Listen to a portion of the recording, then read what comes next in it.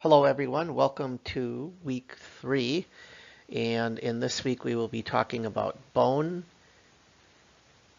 You can see what the reading topics are for you coming out of chapters 43 and 44, and then I've got a couple other figures and tables that I'll have you take a look at as well as we move through this PowerPoint. Here are some of the questions that you should be thinking about as you are studying for this unit. These questions are also found in Blackboard and on the study questions as well. Okay, functions of the skeletal system. All these things we'll be talking about in this narration. Be aware that the skeletal system can be divided into two primary components, the axial and appendicular systems. The axial is kind of right down the center from the skull through the pelvis, and then the appendicular is all about the long bones. 206 total bones in the human body. We don't need to go through naming every single one. We'll be naming a lot of those bones as we move through this narration, and particularly when we are looking at fractures.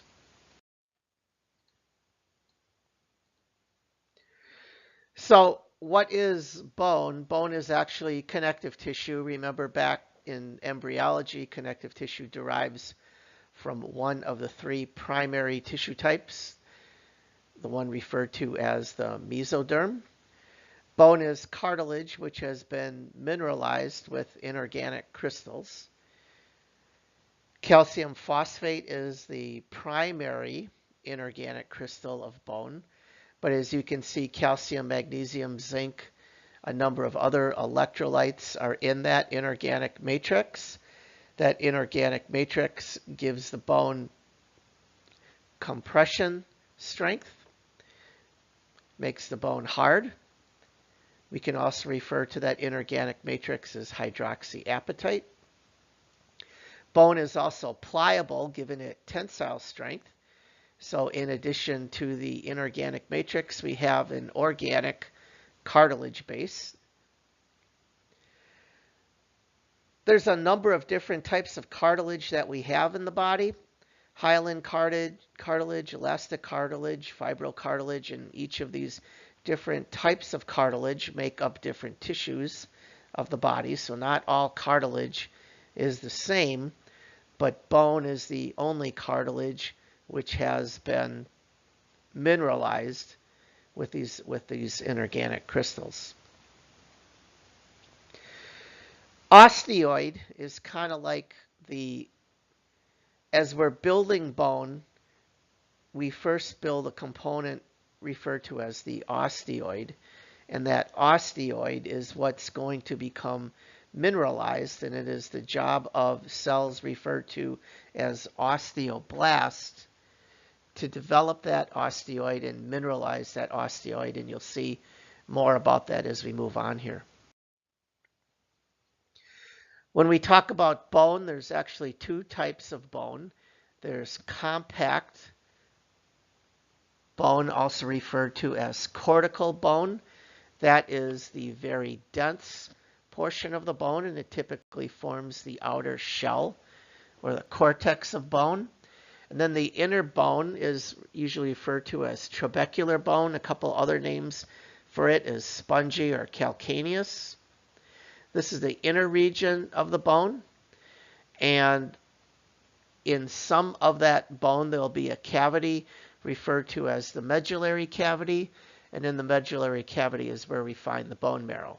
So in these two different pictures here, you can see that outer thick cortical bone, and the inner kind of looks like a meshy network of bone referred to as the trabecular or the spongy bone.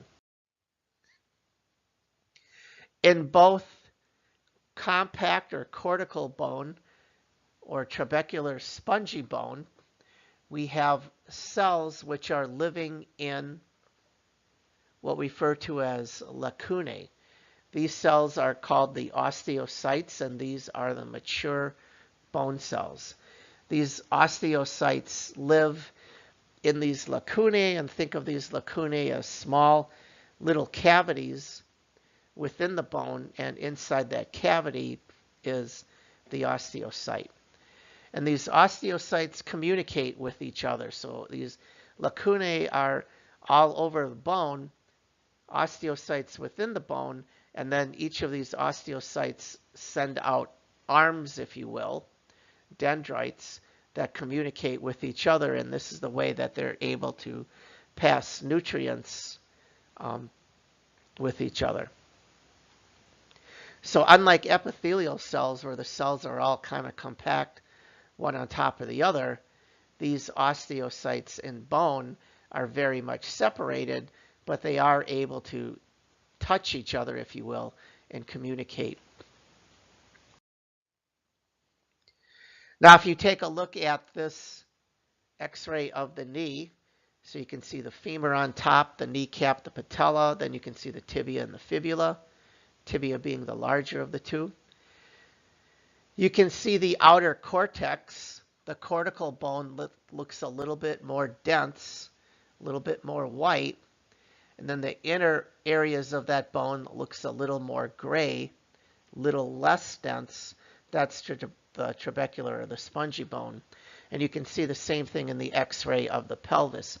You should be able to see where the bone is denser, more white, the cortical bone, and where it's less dense, more gray, the trabecular spongy bone.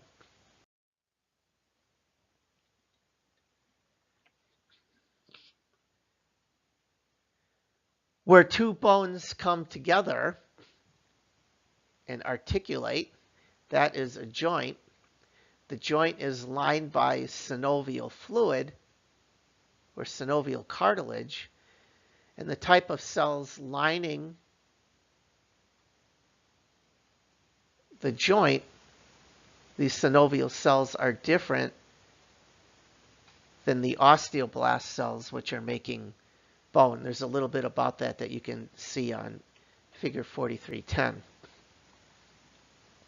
As we start taking away the muscle and the connective tissue, now you can see that articulation, that joint. And can you see that tough membrane which is surrounding the articulation of the two bones? That's the synovial, that's the joint capsule. And the joint capsule is full of synovial fluid.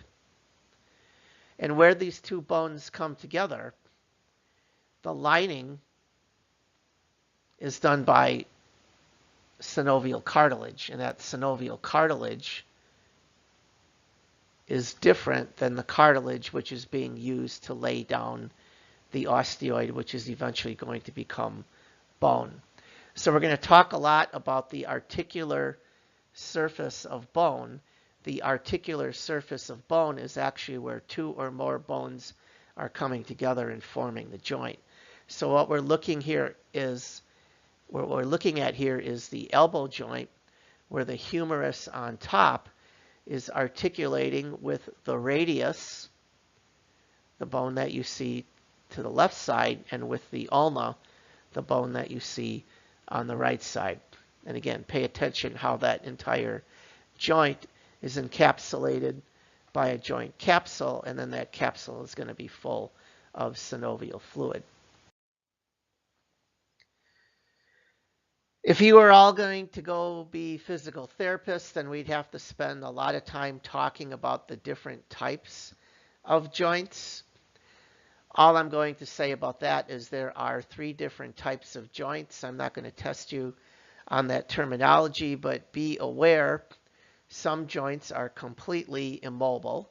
So if you look where the skull bones come together, where frontal, parietal, temporal, and occipital bones come together, there's no movement between those bones, but that articulation is considered the joint.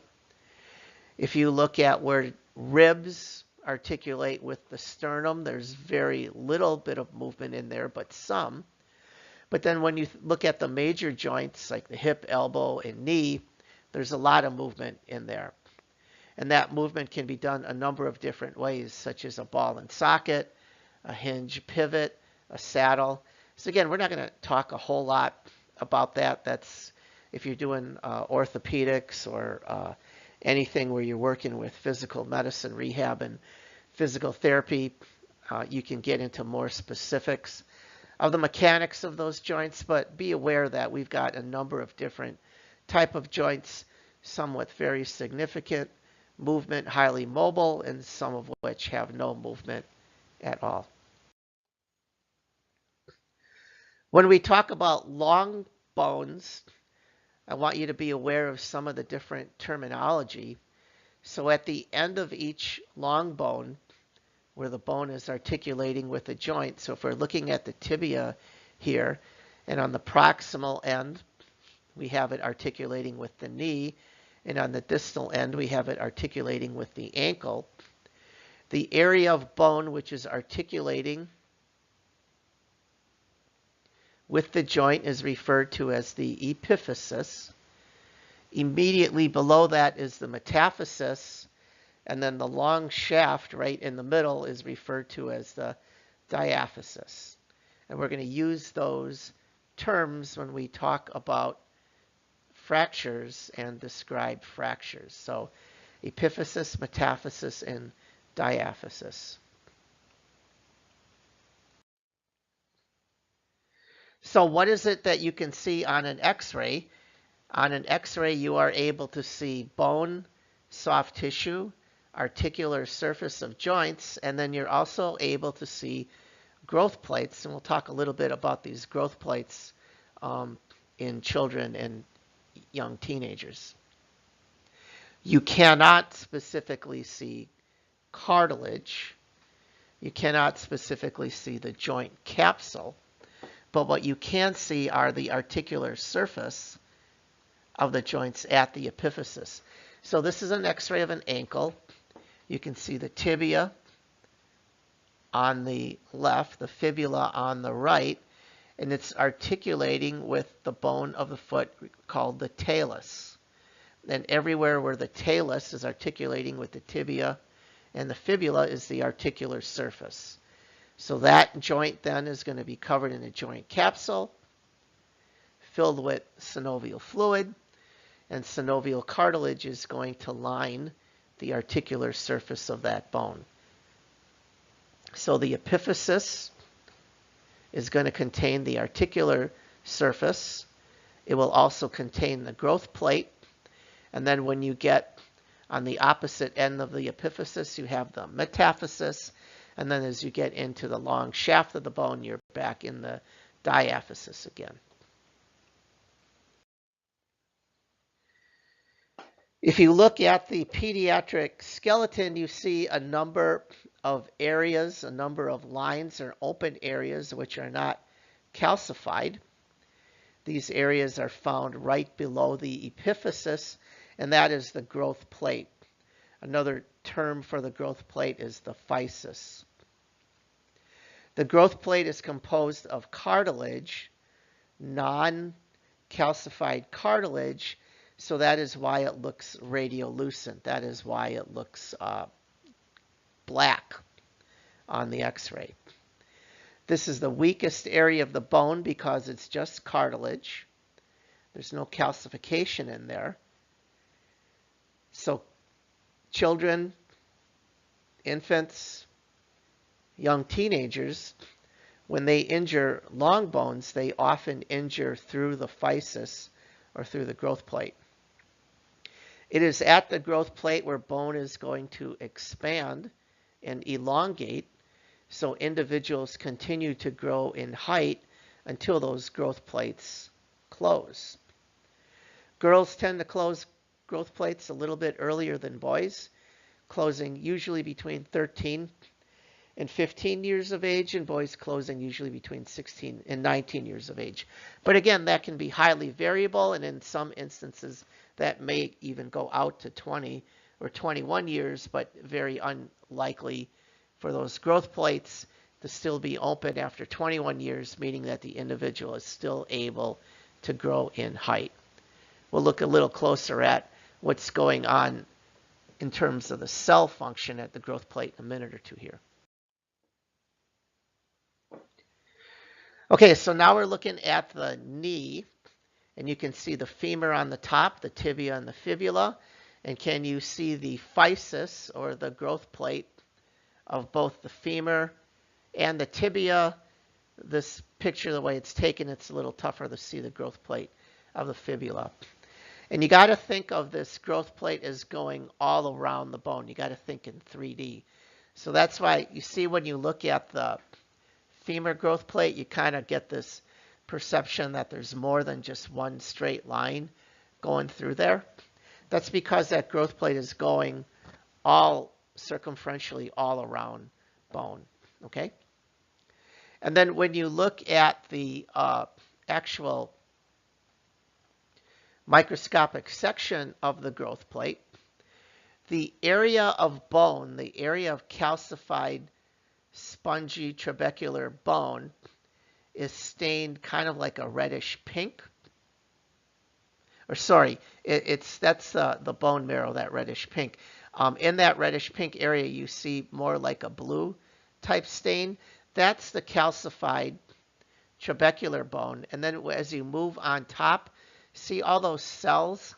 That is the cartilaginous cells of the growth plate. And that's where all the mitotic divisions are occurring and expanding that growth plate. And as those cells move away from the growth plate, then they start to become calcified and it starts to become bone. So cartilage in the growth plate, the cartilage cells are rapidly dividing and expanding, and as those cells move away from the growth plate, then they start to become calcified, and then they start to become both the trabecular and the cortical bone. That process of turning those cartilaginous cells into bone is referred to as endochondral ossification.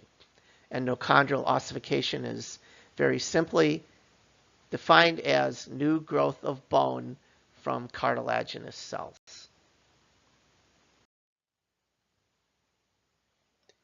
And then again, here is another picture showing you the growth plate. And above and below the growth plate, you can see the trabecular spongy bone.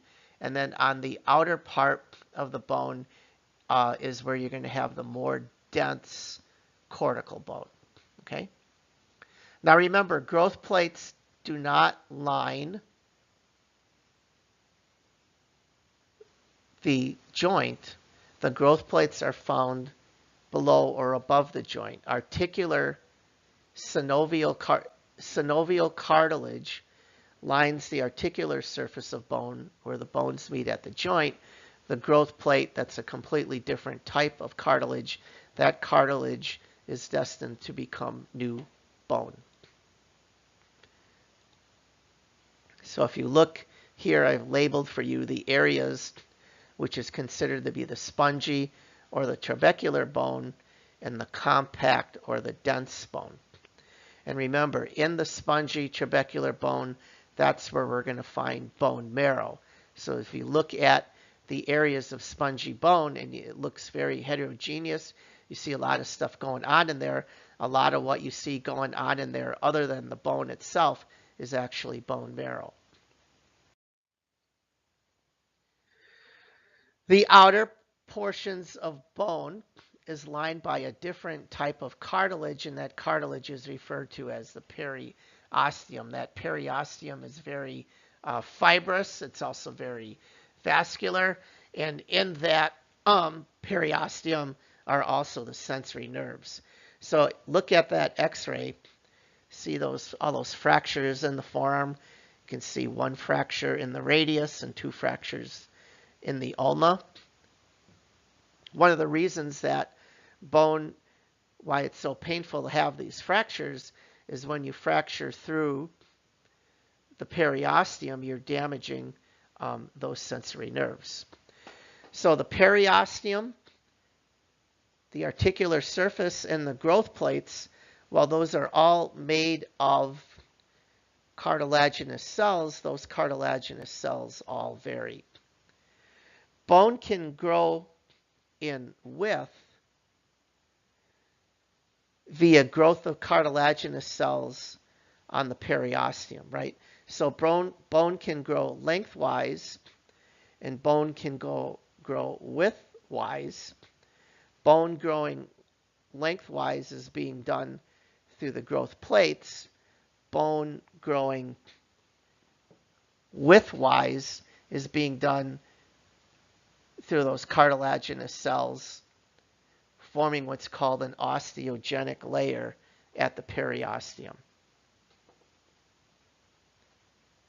That periosteum is very tight, very adherent to bone, and sometimes when a bone breaks, the periosteum may stay intact, so you kind of get like a hinge type fracture, and we'll look at that as we move on here.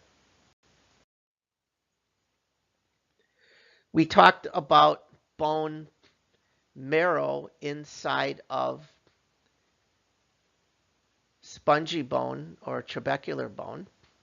And here is a picture where the largest amounts of bone marrow are found and where biopsies can be done relatively easily to get samples of bone marrow for analysis or to retrieve bone marrow in an individual who's going to have bone marrow harvested to be a donor.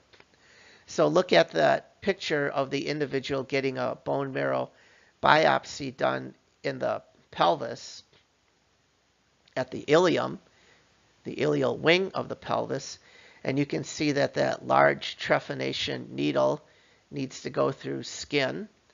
It's got to go through the 7 layers of skin. It's got to go through the subcutaneous layer. It's got to go through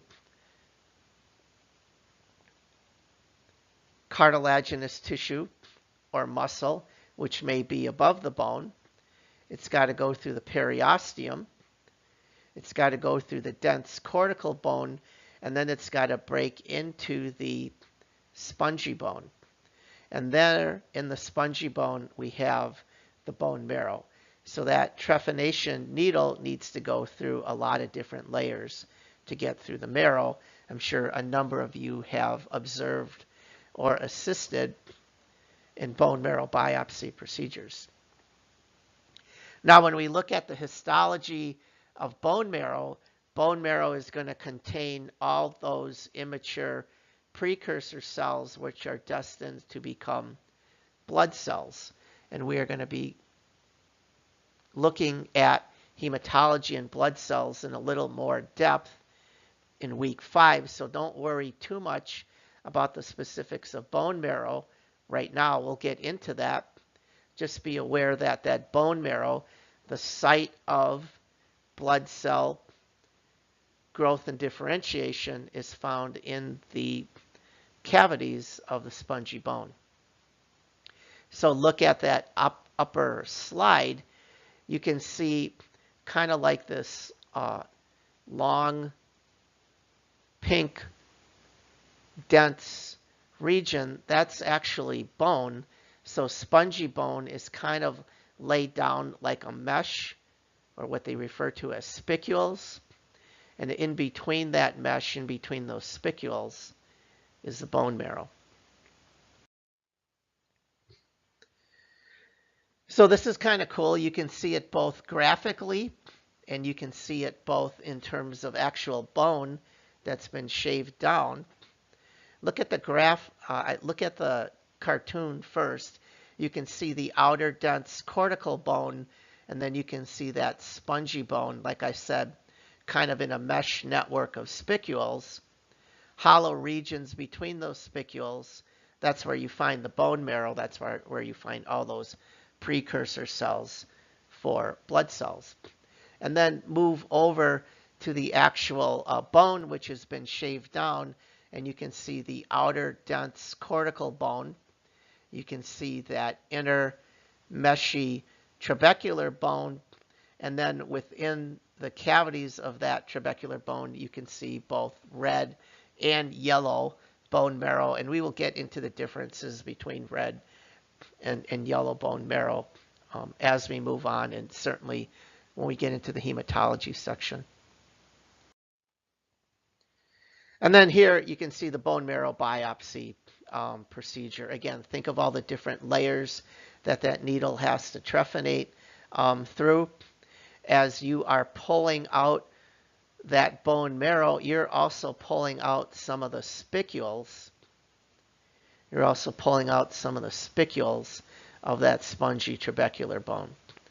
A lot of different reasons why an individual may need to look at bone marrow, make a diagnosis of leukemia, make a diagnosis of cellular aplasia, a cell line which is not developing, assess for metastatic cancers. All this stuff we'll cover in a little bit more detail when we get into hematology.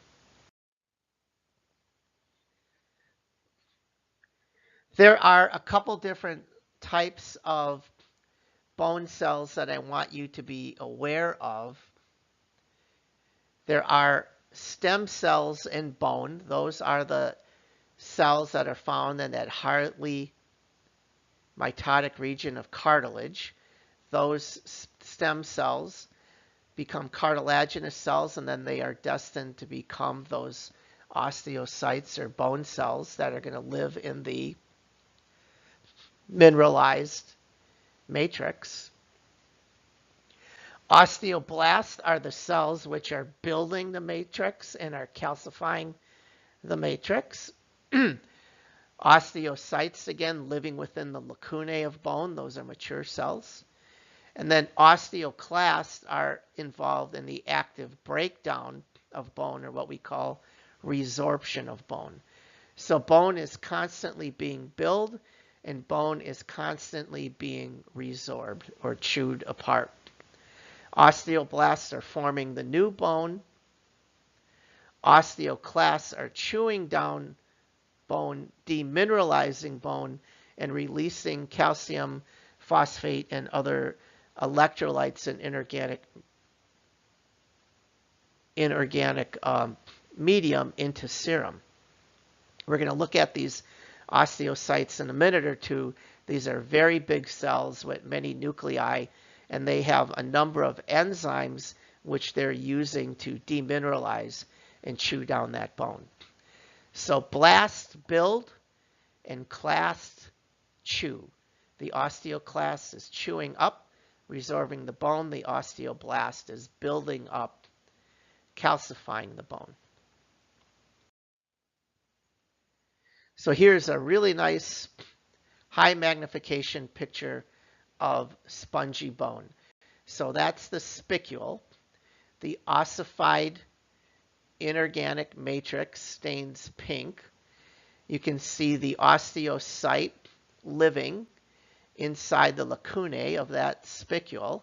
And then you can see an osteoblast on the outer part of that spicule, and that osteoblast is building that spicule up, laying down new osteoid and mineralizing that osteoid so that spicule can grow.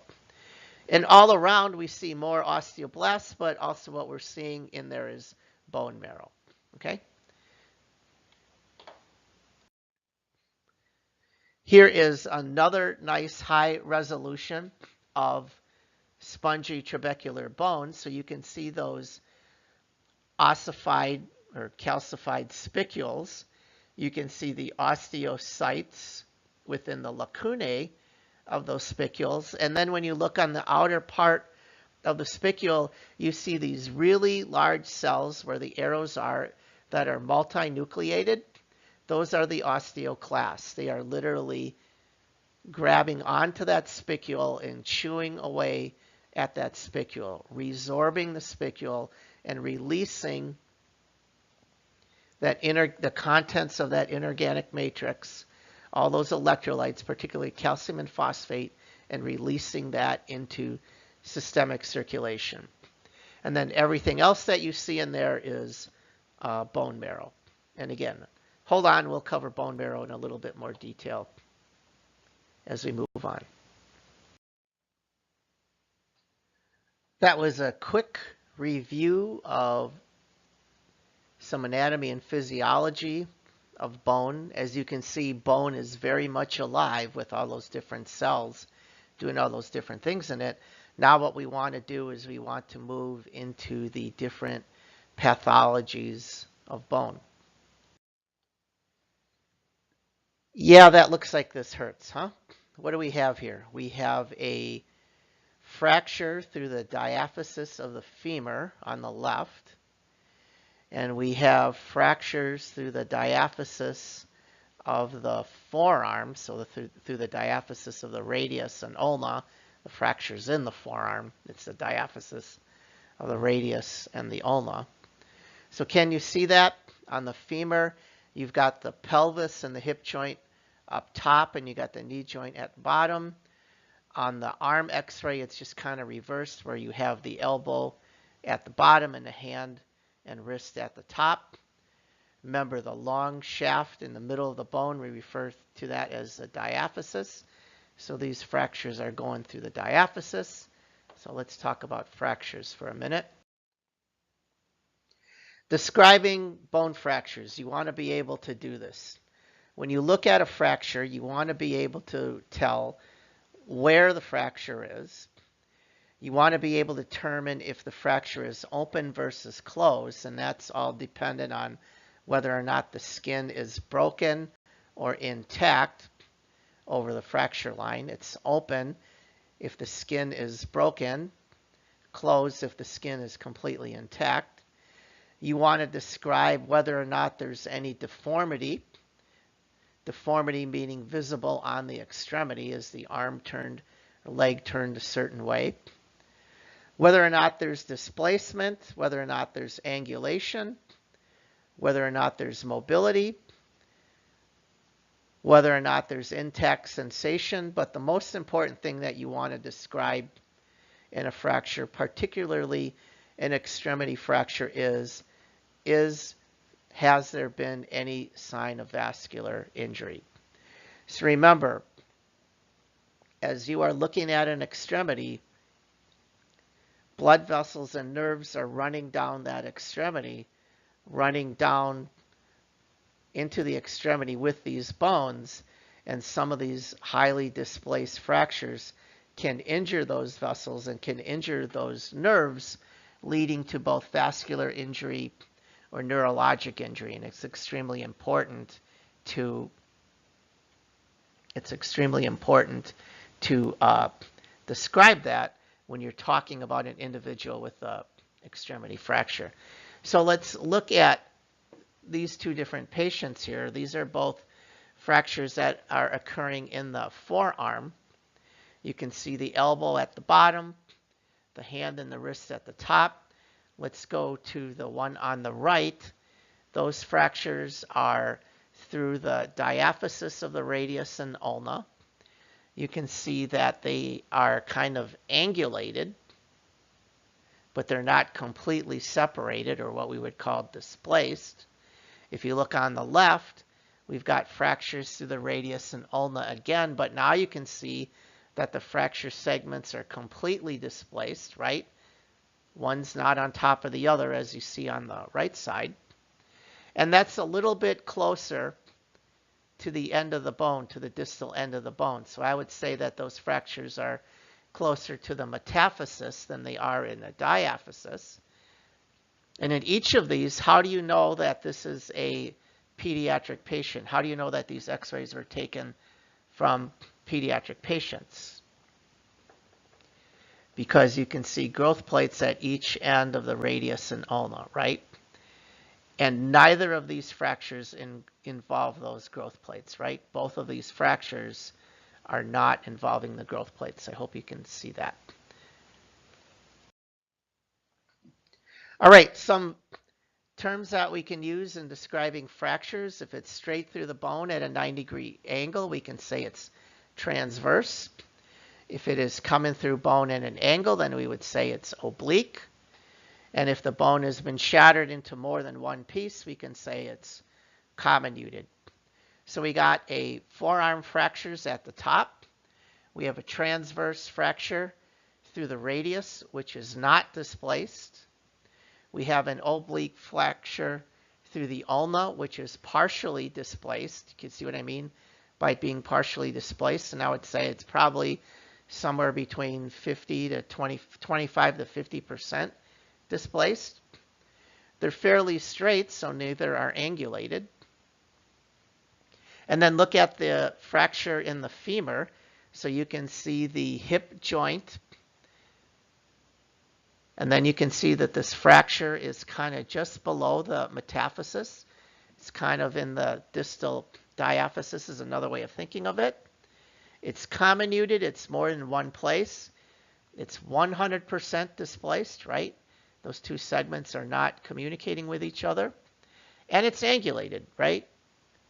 So we have a displaced, angulated, comminuted fracture in the proximal diaphysis of the femur. Does that make sense, how I just described that? Go back and listen to that a few times and be sure that that description makes sense to you. So here's examples of displaced fractures, angulated fractures, and another term we can use is overriding. So when the one segment of the bone, right, you see what I mean by overriding? If that fracture had to be reduced, you would have to pull that section back up and over the end to get it aligned on top of it, to get it appropriately aligned so those two are in place again. I'm stumbling on words here, but you know what I'm talking about, right? So displacement, angulation, overriding, those are other terms that we should be using when describing fractures. Spiral fracture is a kind of oblique fracture that kind of goes all the way around the bone. You guys ever been to downtown Chicago? There's this really cool building right across the street from Millennial Park. I can't remember what the name of that building is, but it's right there in the picture. That's a nice look at what a spiral fracture might look like in 3D.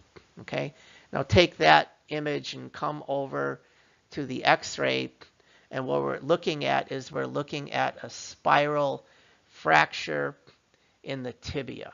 Okay, so that is right at the junction between the distal diaphysis and metaphysis.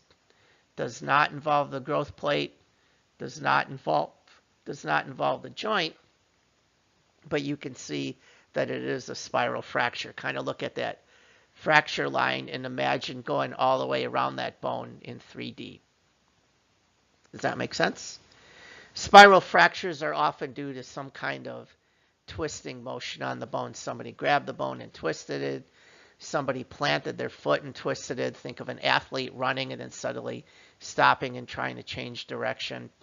You see a lot of these types of spiral fractures in soccer, tennis, football, right? Running, plant, suddenly turn and twist. That's a spiral fracture. All right, now what you can do is take a break here, stop the dictation for a minute or two, and describe these fractures. So the leg, you've got one patient,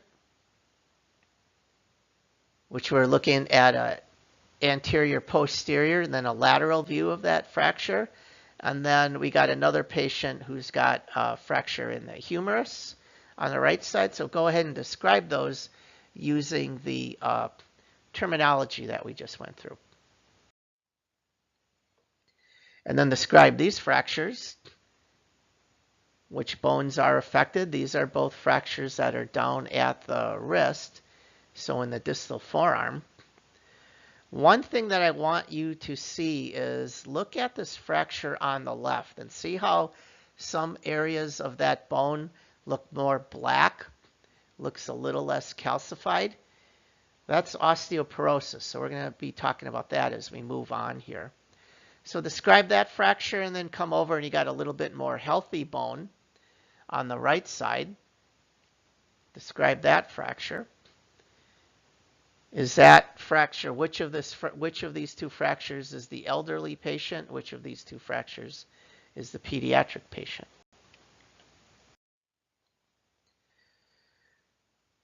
Not going to talk a lot about fractures in growth plates, but kids will have fractures that go right through the growth plates. Remember, the growth plate is the weakest area of bone because that growth plate is cartilage, and it is easy for fractures to go through growth plates. And we classify growth plate fractures through what's referred to as the Salter-Harris classification. There's 5 different types of Salter-Harris fractures.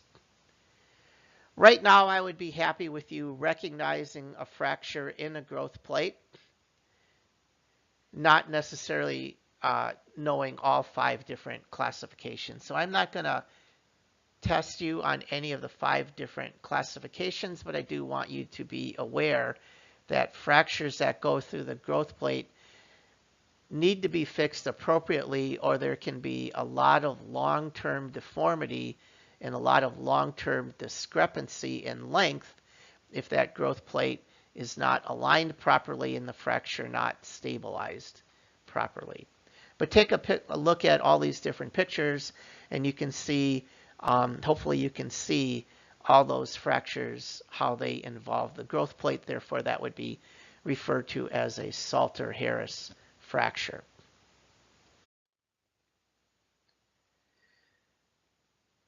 And then take a look here. Can you recognize the growth plate fracture in each one of those? Try to describe each of these fractures best as you can, and then if you would like, go back to that Salter-Harris classification and determine what class would you give it between a 1 through 5. Again, try to do that. I'm not going to put Salter-Harris classifications on either the quiz or the exam, but see if you can do that. Remember, I talked about vascular complications and deformities and long bone or extremity fractures. So look at this big swelling and displacement that you see on this child's arm. That's right, there's definitely a deformity there. There's a significant deformity. When you look at the fracture on the x-ray, you can see that that fracture is in the distal humerus, and you can see that that fracture is completely displaced, right? So you see that in the deformity. That big swelling that you see there is that distal humerus, that part of the humerus which has been fractured, being displaced up and anteriorly into the antecubital fossa.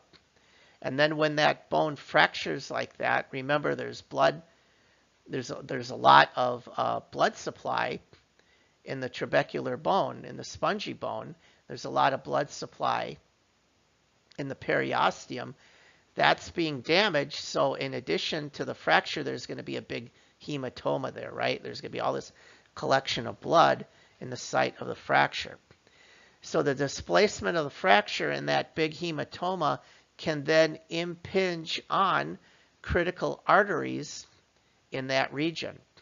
And the major artery, the most important artery that comes through the antecubital fossa there, is the brachial artery. So everybody feel your brachial artery right now. Go to either arm, hold your arm up with your hand up, feel in your antecubital fossa and feel the brachial artery. Right? That's the artery that you're using when you're taking blood pressures. Right? Manually taking blood pressures. Now that brachial artery is going to bifurcate, and it's going to form the radial artery and the ulnar artery. So now feel your radial and ulnar artery at your wrist. The radial artery runs along your radius. That's going to be on the side of your thumb. Your ulnar artery runs along the ulna. That's going to be by your little finger. So what do you think would happen if the brachial artery becomes occluded in the antecubital fossa due to a fracture of the humerus with a big hematoma there? Yeah, you're going to occlude the radial artery, you're going to occlude the ulnar artery, and you're going to get no perfusion into the distal arm, right? Specifically into the hand. So take a look at the picture now of the deformity. Look at the fingers. they don't look right to you, right? They kind of have a cyanotic appearance to it. So that looks to me like there has been some fairly significant vascular injury on that arm due to that markedly displaced humerus fracture with the hematoma in that region as well. And that injury, that vascular injury, is at the site of the brachial artery. That brachial artery being occluded is not allowing blood flow into the radial or the ulnar artery because the blood flow from the radial and the ulnar artery come from the brachial. All right. So it's important for you to know and name the different arteries in the arms and legs when we get into vascular, cardiovascular. We're going to go through the roadmap of arteries and veins again. So right now, I'm just concentrating on brachial, radial, and ulnar artery. In the forearm, we'll go through more of the arteries of the upper extremity and lower extremity when we get into vascular. The point being made here is always assess for vascular injury in any type of long bone fracture or extremity fracture. So how do we assess for vascular injury? It's the same way that we assess for compartment syndrome, where swelling in the extremity is occluding blood supply. We feel for pulses. We determine if the person has paresthesias, numbness of tingling. We look for pallor. Does it look pink? Does it feel warm? We look for motor. Can things move? And then we also can look for what's called passive pain. So the person may complain of pain when they're moving. That may be due to the fracture, but if you do passive movement, meaning like take their fingers and you move their fingers, if they have passive pain with movement, that can also be an indication of vascular injury. So you put all those together, and you can tell, you should be able to tell whether or not there's vascular injury. Okay, so now look at this these x-rays. So we have the normal x-ray of the elbow on the left, and then you can see the displaced x-ray of the humerus on the right. And what I've drawn in red there is where anatomically the brachial artery will be. So you can see the risks then, fractures of the humerus that go anterior with hematomas, how anatomically they can impinge on that brachial artery. So very important, again, always assess neurovascular complications when you are assessing an individual with any fracture in the extremities. Okay, now let's move on to the vertebral column. Remember, there's 4 segments of the vertebral column: the cervical, the thoracic, the lumbar, and the sacral. The sacral vertebral column is fused. The lumbar, the thoracic, and the cervical vertebral columns have individual subunits. 7 cervical vertebrae, 12 thoracic vertebrae, 5 lumbar vertebrae, and 5 fused sacral vertebrae.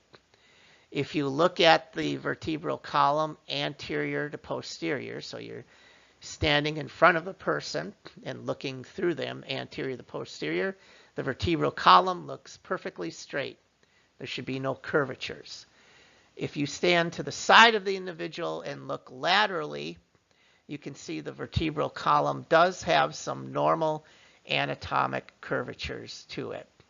There's what we call lordotic curvatures and kyphotic curvatures.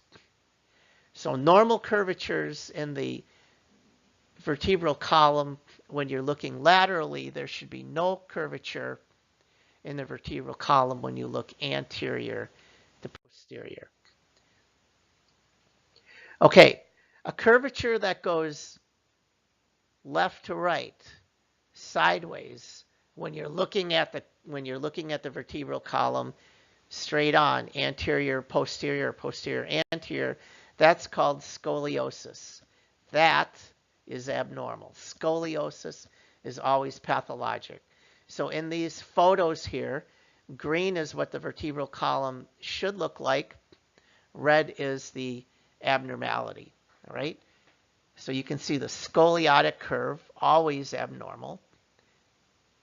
An exaggerated kyphotic curve is known as a hunchback. That typically tends to happen more commonly in the upper thoracic region. An exaggerated lordotic curve going inwards towards the abdomen, sway back. And you see that, most commonly you see that in pregnant women. As the uterus expands and the baby's growing, they typically get an exaggerated lordotic curve. We're going to talk about exaggerated kyphotic curves or hunchback in middle-aged and elderly women who develop osteoporosis. So be familiar with these three terms: scoliosis, kyphosis, and lordosis. Scoliosis, again, is that left to right or right to left sideways curvature of the vertebral column when you're looking either anterior, posterior, posterior, anterior. A significant scoliotic curve you should be able to determine just by looking at the individual, right? You're looking for asymmetry of the scapula and shoulders, and you're looking for asymmetry of the pelvis and the iliac crest, both when standing upright and in bending over. And I'm sure if you ever done or went through sports physical exams, you screened or were screened for scoliotic curvatures, right? Particularly if you're working in primary care, family practice, or pediatrics, you should always be screening both males and females for scoliotic curvatures in all of those primary care visits.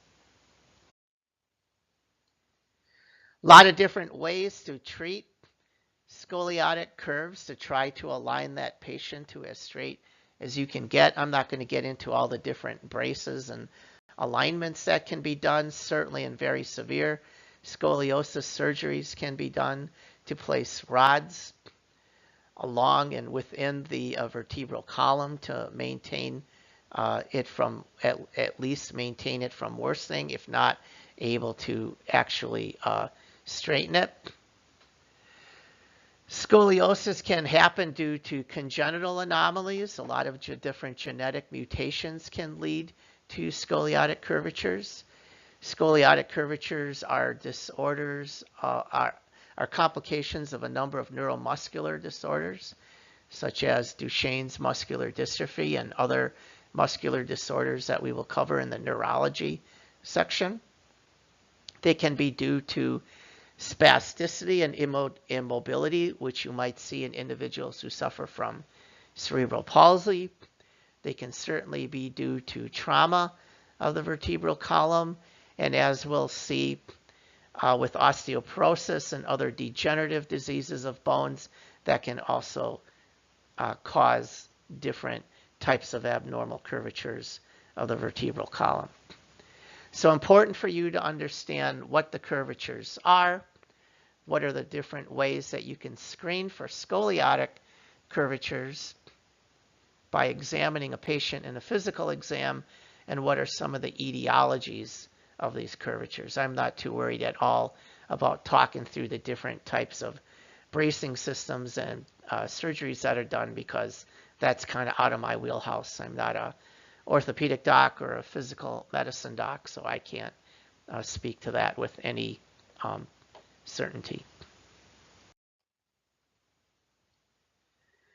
Here's a couple nice x-rays showing you some very severe left to right and right to left scoliosis and AP x-rays of the thoracic and lumbar vertebral column.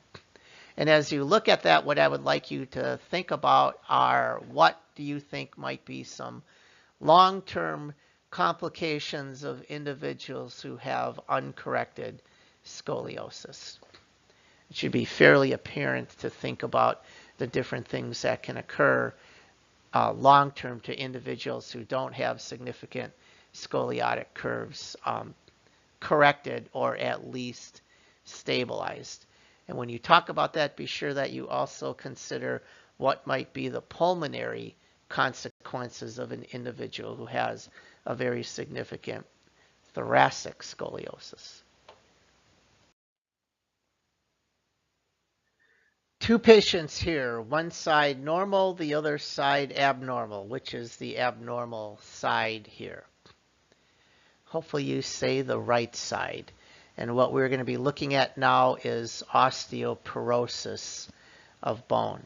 So remember, when we're talking about bone, we're talking about both compact and spongy bone. Spongy bone is kind of like that mesh network of spicules. Osteoporosis is very much a disorder of spongy bone. It is kind of like the demineralization and the breakdown of that spicules, of that network of spicules forming that spongy or trabecular bone. And you can see that occurring here in the top x-ray of the biopsy section, where the bone here is stained dark purple. Look at the difference between each side. The osteoporotic side is the right side. You can see that in the other imaging of the trabecular bone here. Look at the difference between those two sides. And then when you do the plain film x-ray, so x-ray of two different hands, two different patients, remember on an x-ray, the more ossified, the more calcified the bone is, the whiter it's going to appear. So the cortical bone, which has the high degree of calcification, is going to look a lot denser, a lot more white than the trabecular or spongy regions of bone. So look at the normal hand here, and you can see that, right? You can see the differences in the densities. Now come over to the abnormal hand, and one thing that you see right away is it looks a little darker. It definitely looks less white. That's due to lack of calcification, lack of mineralization, and that's what osteoporosis is all about. So here we're looking at a hand which has fairly significant osteoporotic bone. And we know that because we see very minimal density, particularly in the trabecular regions, right? If you look at the outer portions of the bone there, you can see that you still got fairly nice calcification. It looks like the cortical bone still looks okay. But when you look in the middle, where you would expect a trabecular bone to be, see how darker it looks. And again, that darkness being due to less calcification. We talked about bone as always in this dynamic flux of being built and being chewed apart. Remember the term that we used? We talk about bone being chewed apart. What was the term that we used? We said resorption, right? And what specific cell resorbs bone? It is the osteoclast, yep. And what specific bone builds the bone, mineralizes the bone? It is the osteoblast, right? And then the mature bone cell living in the lacunae, that's the osteocyte. So the majority of this reshaping of bone is happening in the trabecular bone. We're resorbing bone and building new bone simultaneously in the trabecular or in the spongy bone. Excuse me. And we have a lot of different factors which are either driving the building of the bone or driving the demineralization of the bone. If an individual has low total body calcium and low serum calcium levels, which way do you think the bone is going to go? Are we going to be mineralizing more bone, or are we going to be chewing up and demineralizing the bone? Right, chewing it up and demineralizing it. So body calcium levels and serum calcium levels play a big role in which way we're going with bone. If we need calcium, if we need to get calcium in the systemic circulation, and bone is a very nice reservoir of calcium and other inorganic electrolytes, we'll start to demineralize and resorb that bone to release that into systemic circulation. So let's look at the factors which drive mineralization and the factors which drive demineralization.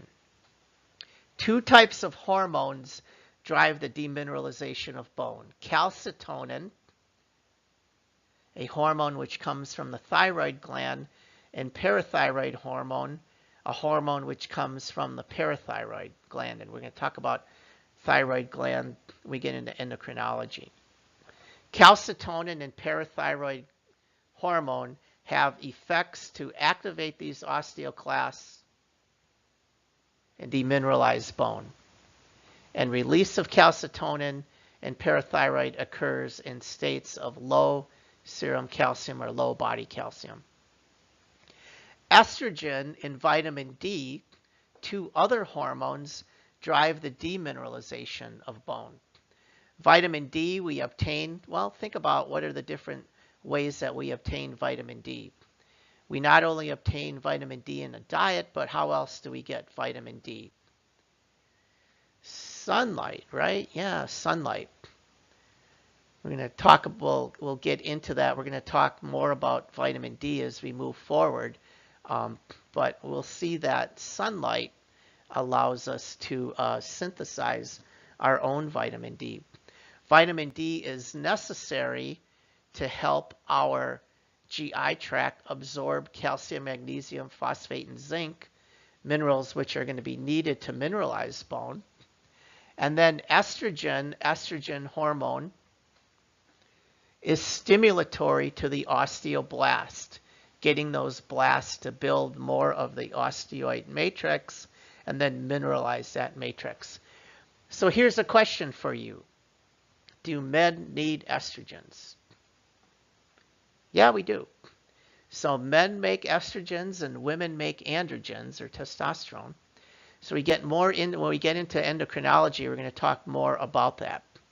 But the adrenal gland, both genders have adrenal glands, and the sex steroid hormones, estrogens and androgens, can be made by both males and females. So males do have estrogens, and those estrogens are important in mineralizing bone. Now, if estrogens mineralize bone, what happens to women later in life when they go through menopause? What happens during menopause? Estrogen levels drop dramatically. And when are women at greatest risk of osteoporosis? Right, during menopause, or as estrogen levels start to drop, that's when you start seeing the majority of osteoporotic complications in women. All right. So again, remember, bone is always going through this dynamic reshaping of building and resorbing. The two hormones which are driving resorption are calcitonin and parathyroid hormone. The two hormones which are driving mineralization are vitamin D and estrogen.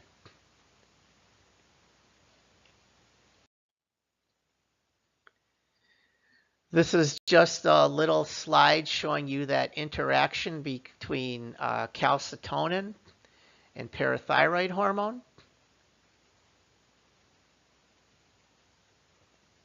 The effect of parathyroid hormone on the osteoclast to start degrading bone and start degrading bone and start taking calcium out of bone and putting calcium into systemic circulation. And then the effect of calcitonin stimulating the deposition of calcium back into bone. Did I make a mistake on that last slide? I made a mistake on that last slide. I told you that calcitonin and parathyroid hormone demineralized bone. Ooh, scratch that. calcitonin is promoting mineralization of bone. I'm sorry about that. Calcitonin is promoting mineralization of bone. So calcitonin with vitamin D and estrogen mineralizing bone, parathyroid hormone being the hormone which is demineralizing it. Ooh, mistake on my part. All right. I actually did that to see if you were paying attention to me. No, that was my mistake. All right, please correct that. All right, so now let's take a look at normal bone and bone with osteoporosis. And again, what region of bone is going to be the most adversely affected in an individual who has demineralized bone or osteoporosis? It's going to be the trabecular bone. So here we're looking at trabecular bone as part of the vertebral column. So we've now taken a segment of vertebral column and we've biopsied it or imaged it, and we're looking at the difference. So notice that osteoporotic bone really losing a lot of that network, really losing a lot of those bony spicules. That bone then is becoming very frail and very weak and is going to be able to fracture and collapse under either compression or tension, right? See the differences there. Okay, again, one more time. Parathyroid hormone stimulating osteoclasts to resorb bone, calcitonin, estrogen, vitamin D, stimulating osteoblasts to deposit the calcium into bone and mineralize the bone. Sorry about that mistake initially. Bone densitometry, I'm not going to get too much into this as an emergency medicine physician. I've never done bone densitometry, but we got to talk about bone densitometry a little bit. Bone densitometry is an assessment of the mineralization of bone. And bone densitometry can be done in different regions of bone. Here we're looking at bone densitometry being taken at the femur, at the proximal femur, at the femoral neck. Don't ask me about the physics of this, how this imaging works. I have no idea how the imaging works, but what you get with bone densitometry is you get a DXA score, and that score determines what degree of mineralization you have at bone. What you want, healthy mineralized bone has a score greater than -1. Osteoporosis has scores less than -2.5, and something in the middle where bone is being demineralized. It's not normal. It's not mineralization of bone. You got a little less mineralization than normal, but it's not yet pathologic osteoporosis. That's referred to as osteopenia, and that falls right in the middle, getting a score of -1 to -2. You either get a T-score or a Z-score. The T-score is comparing your bone to the bone of a healthy, young, Caucasian adult of the same gender.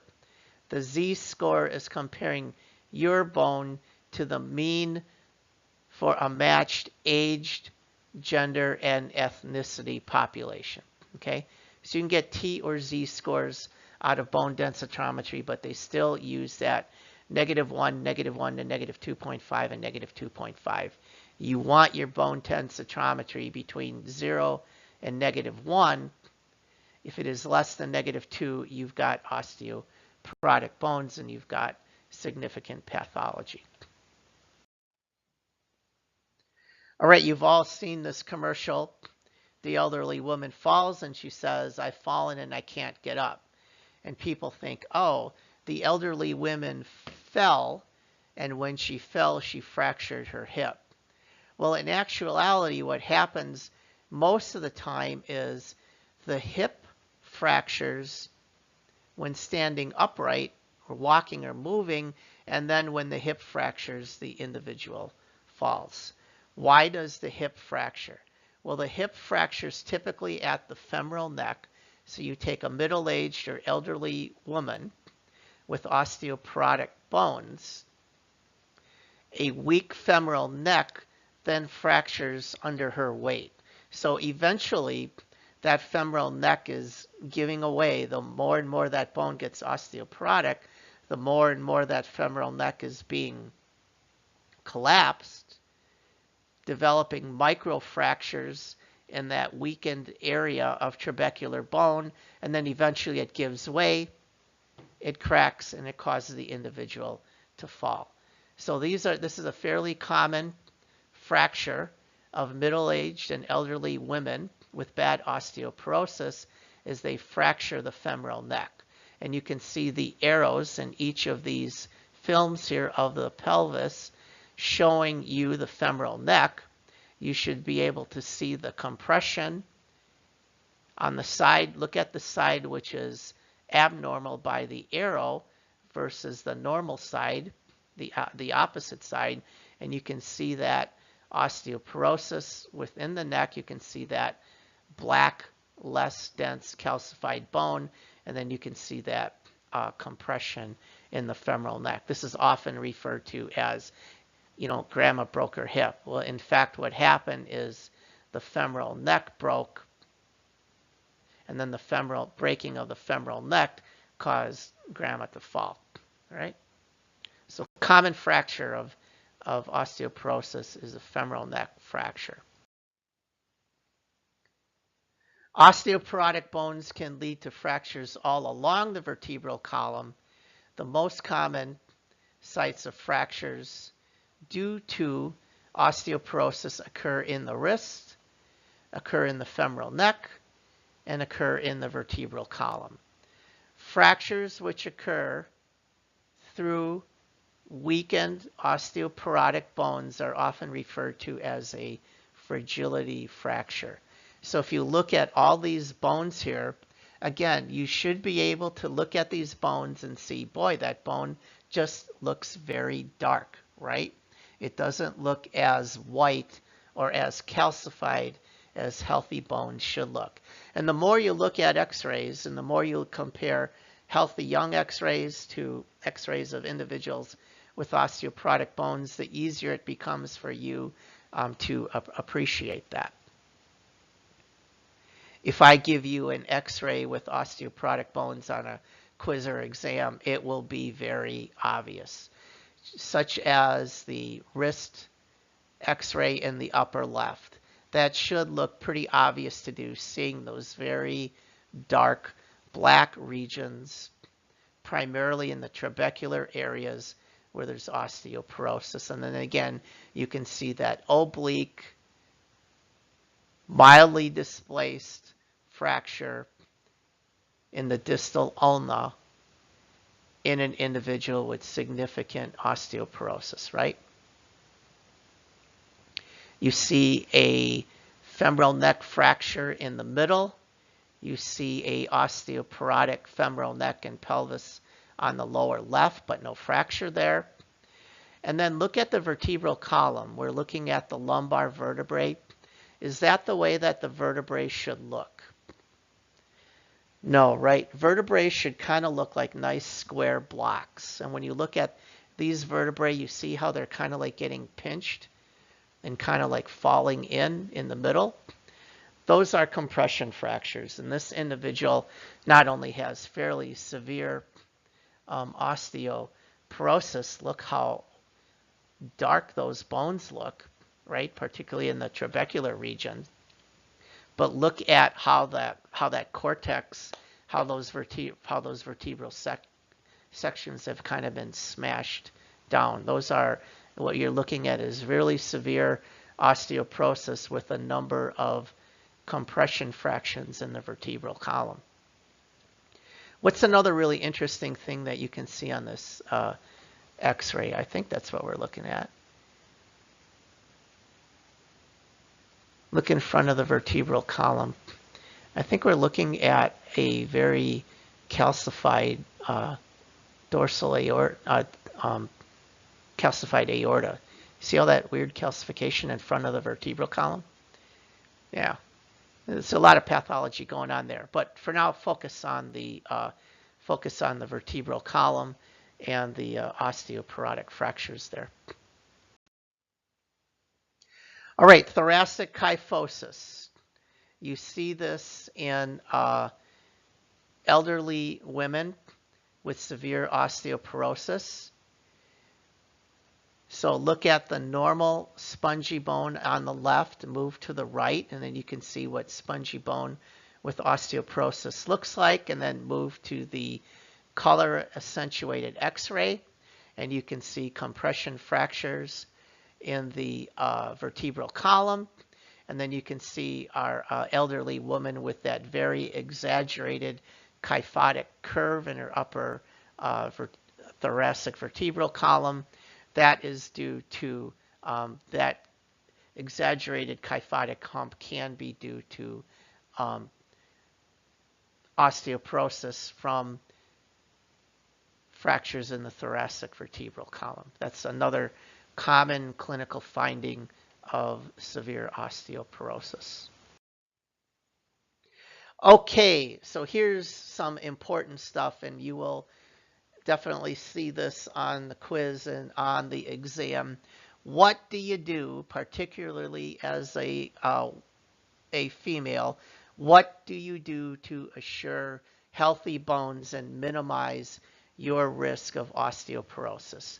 Well, number one, you can't stop the aging process, and you can't stop the inevitable you're going to menopause. And remember, when a woman goes through menopause, estrogen levels are going to drop, and estrogen is an extremely important hormone which drives mineralization and bone density.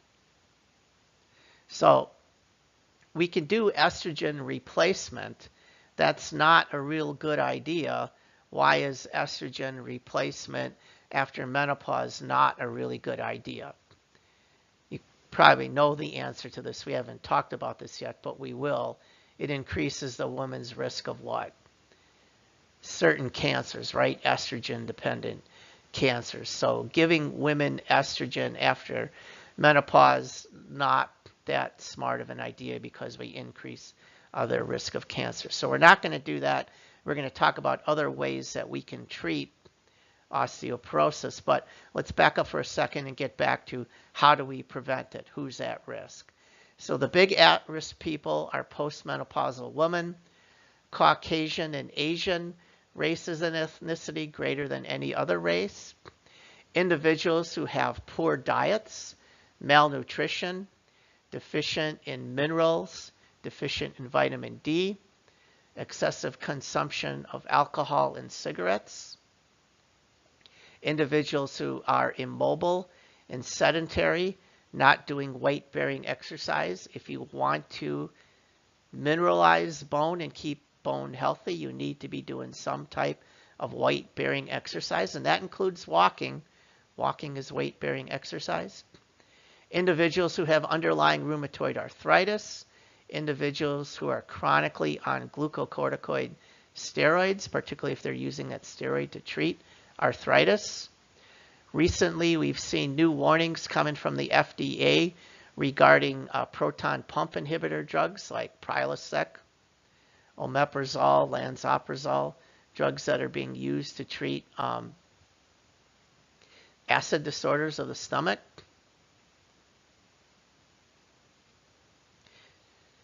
Soda consumption, or pop, depending on what area of the country you're from, or soda pop, pop soda, soda pop. Drinking excessive amounts of Coca-Cola, Mountain Dew, Diet Coke, Diet Pepsi, any type of carbonated soda. What is in these things that increase the risk of osteoporosis? They all have additives in it, EDTA and phosphoric acid, and these additives are actually calcium and phosphate binders. So by drinking too much soda, you are binding calcium and phosphate, and you're making yourself deficient in dietary absorption of those minerals, right?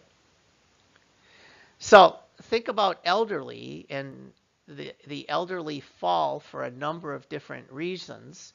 Changes in their vision, their balance, their movement, higher risk for vascular-induced syncope. But when elderly fall, and particularly when elderly women fall with osteoporosis, that can be devastating in terms of the different fractures they can develop due to the trauma. And again, in individuals with severe osteoporosis, those traumatic fragility fractures may occur even with minimal trauma, and in some instances may occur just due to weight bearing alone, just by being upright and weight bearing on the femoral neck and weight bearing on the vertebral column. These fragility fractures can occur. So we want to have healthy bones later in life. Ladies, this is geared towards you. If you want healthy bones later in life, the time to start doing this is not when you develop osteopenia, not when your bones start to demineralize, but you want to do it early in life. Your 20s, 30s, and 40s are your best times to be doing those behaviors to assure healthy bones in your 50s and beyond.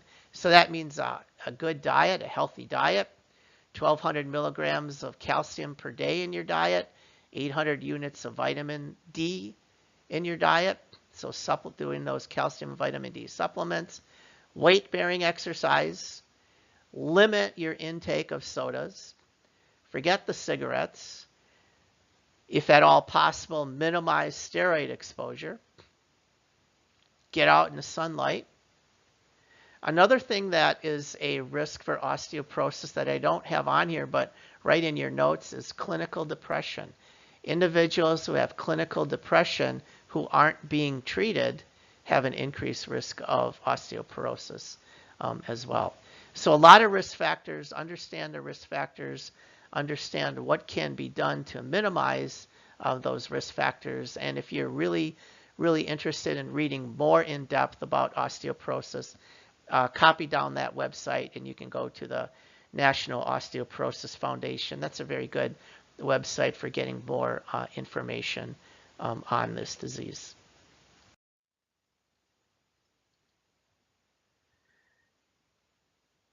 I'm going to bring something in here, some biochemistry regarding the interaction between the osteoblast and the osteoclast. Remember, the blast is building bone, and the clast are these multinucleated cells which are resorbing bone. And they actually communicate with each other. The osteoblast releases a protein called rankle, and here you can see what rankle stands for. Rankle is a protein which is similar to tumor necrosis factor. Remember, we talked about tumor necrosis factor as being one of these protein mediators of inflammation. Rankle is a protein released by the osteoblast, which actually stimulates the osteoclast to start resorbing bone. That seems weird, right? The osteoblast is building, the clast is taking it apart, and the osteoblast is releasing this protein factor to further stimulate the osteoclast to resorb more bone. Remember, this is in a constant state of flux. This is a very dynamic process. So this rankle protein now is an important protein which is being targeted in terms of pharmacology to treat individuals with severe osteoporosis. Because if rankle is stimulating the osteoclast to resorb bone, what might be one way of shutting down that osteoclast? Inhibit rankle, right? So do you think that we have any drugs, newer drugs that are out there now which are antagonists to rankle? There is. We're going to look at it in a second. This slide here is just showing you all the biochemistry which is going on in bone. Remember, bone is very much alive. There are osteocytes in the lacunae. See the, so if you look at the brown region there, that's the bone spicule. You can see the lacunae, with the osteocyte and its dendrites touching each other and communicating with each other. The green cell is the osteoblast. The orange cells are the osteoclasts, and you can see the blasts activating the clast, and now you can see the clast getting into that spicule of bone and chewing it apart. Well, again, a way to activate that clast is through that rankle protein. And that rankle protein, if you look at that black star, that rankle protein is right, that black star that is where rankle is. If you look really close, you can see underneath the black star, you can see RANCL in that little box. That's that protein activating a signaling pathway on the osteoclast to activate. So let's find the drug where we can inhibit that activation. And here's the drug. It's called denosumab. Denosumab, or trade name Prolia, and there's another trade name of this called Xgeva. This is a monoclonal antibody. So remember, we defined monoclonal antibodies in that last unit. A monoclonal antibody is an IgG antibody which is specific to one antigen. And in this case, the antigen is rankle. And denosumab, when given, will bind to that rankle. And by binding to that rankle, you are able to inhibit the activation of osteoclasts. And that is helpful in treating osteoporosis. It's also going to be helpful in treating individuals who have metastatic bone cancer. And for those of you that work in clinical oncology and you're managing patients with metastatic bone cancer, some of those patients are probably also being treated with denosumab to minimize the lytic effect of that cancer on their bone. All right, so kind of cool. Some more cool and interesting pharmacology that's been newer in the last years. The monoclonal antibody denosumab to treat osteoporosis. Paget's disease of bone is another type of pathology where there is accelerated resorption of spongy bone. The bone is replaced by fibrous tissue.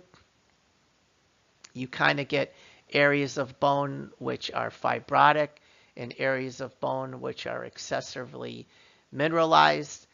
Paget's disease tends to affect the axial skeleton, so skull, pelvis, centralized skeleton, more so than the extremities. And kind of what's happened, where in osteoporosis, you're resorbing trabecular bone. In Paget's disease, two different things are going on. You're resorbing that bone and making that bone fibrotic, but you're also hypermineralizing and hypercalcifying other regions of bone. So look at the x-rays of the skull. So we got a plain film x-ray of the skull. We've got a CAT scan of the skull, and we've got a plain film x-ray of the pelvis. And you should be able to see lighter regions, which is the osteoporotic fibrotic regions, and you can also see darker calcified regions. So this is Paget's. Disease, both hypercalcification as well as fibrotic demineralization occurring simultaneously. This one occurs a little bit more commonly in males versus females, most commonly occurring after the age of 40, and there's a number of genetic factors that play a role in this. Take a look really quickly at the short narrative on Paget's disease on page 1558 in the book. Rickets is another disorder of impaired mineralization.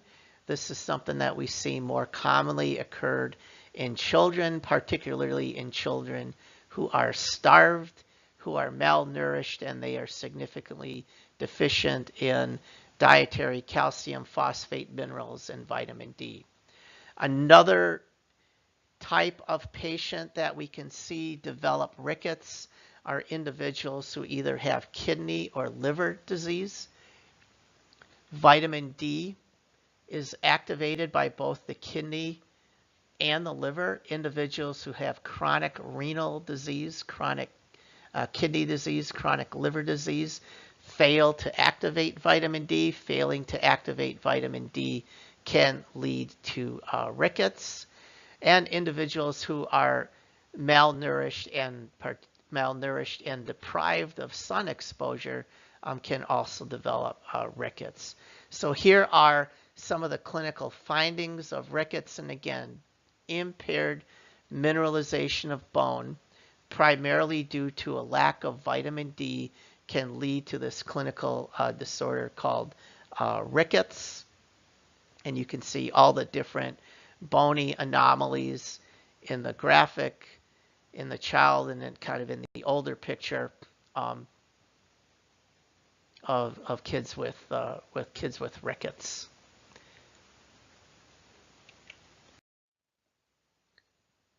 Let us now move into a big pathology, and that is arthritis. So we covered inflammation in some detail already in units 1 and 2. Now we're going to talk about inflammation within the joint. So an inflammatory response targeting the synovial capsule. Remember the synovial capsule, the synovial cartilage, lining the articular surface or the joint surface of bones. Arthritis can affect any type of joint. Monoarticular arthritis involves one joint.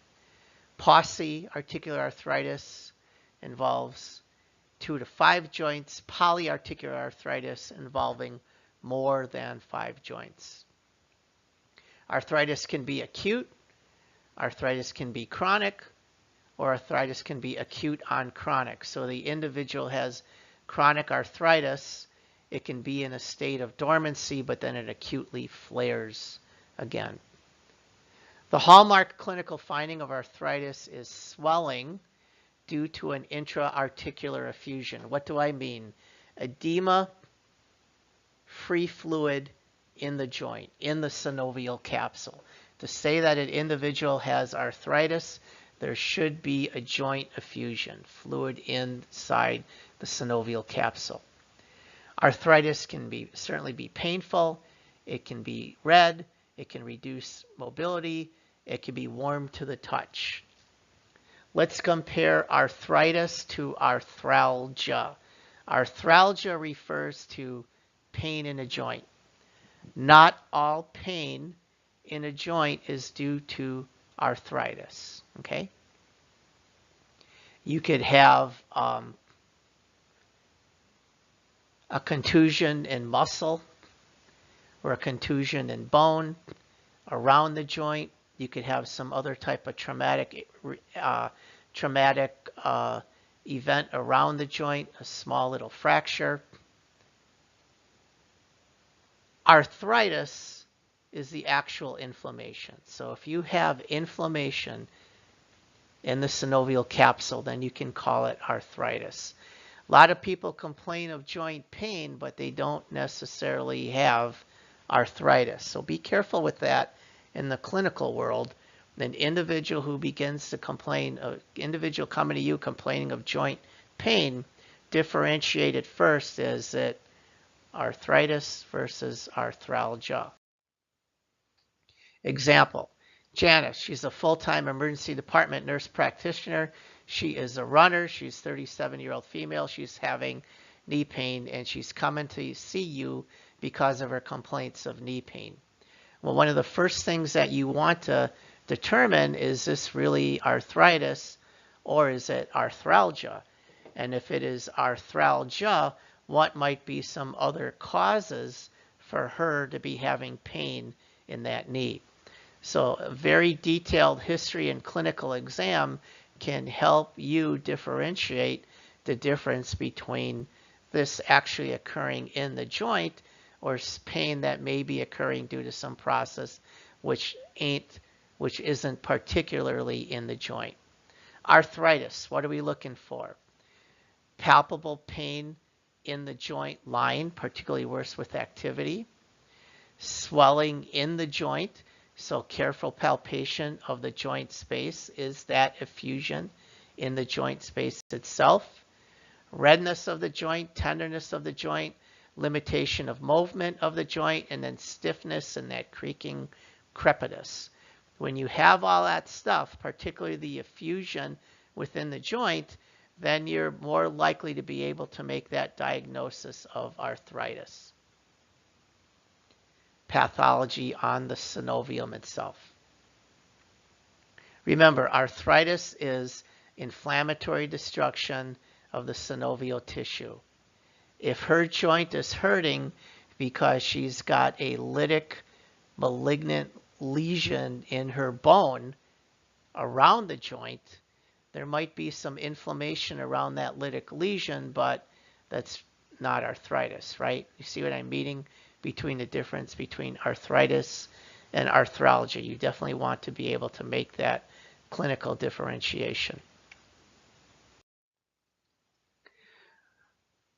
When you are assessing an individual with joint pain, be sure that you look at all the joints. Don't just look at the affected joint, because remember, arthritis comes monoarticular 1, pauciarticular 2 to 5, polyarticular more than 5.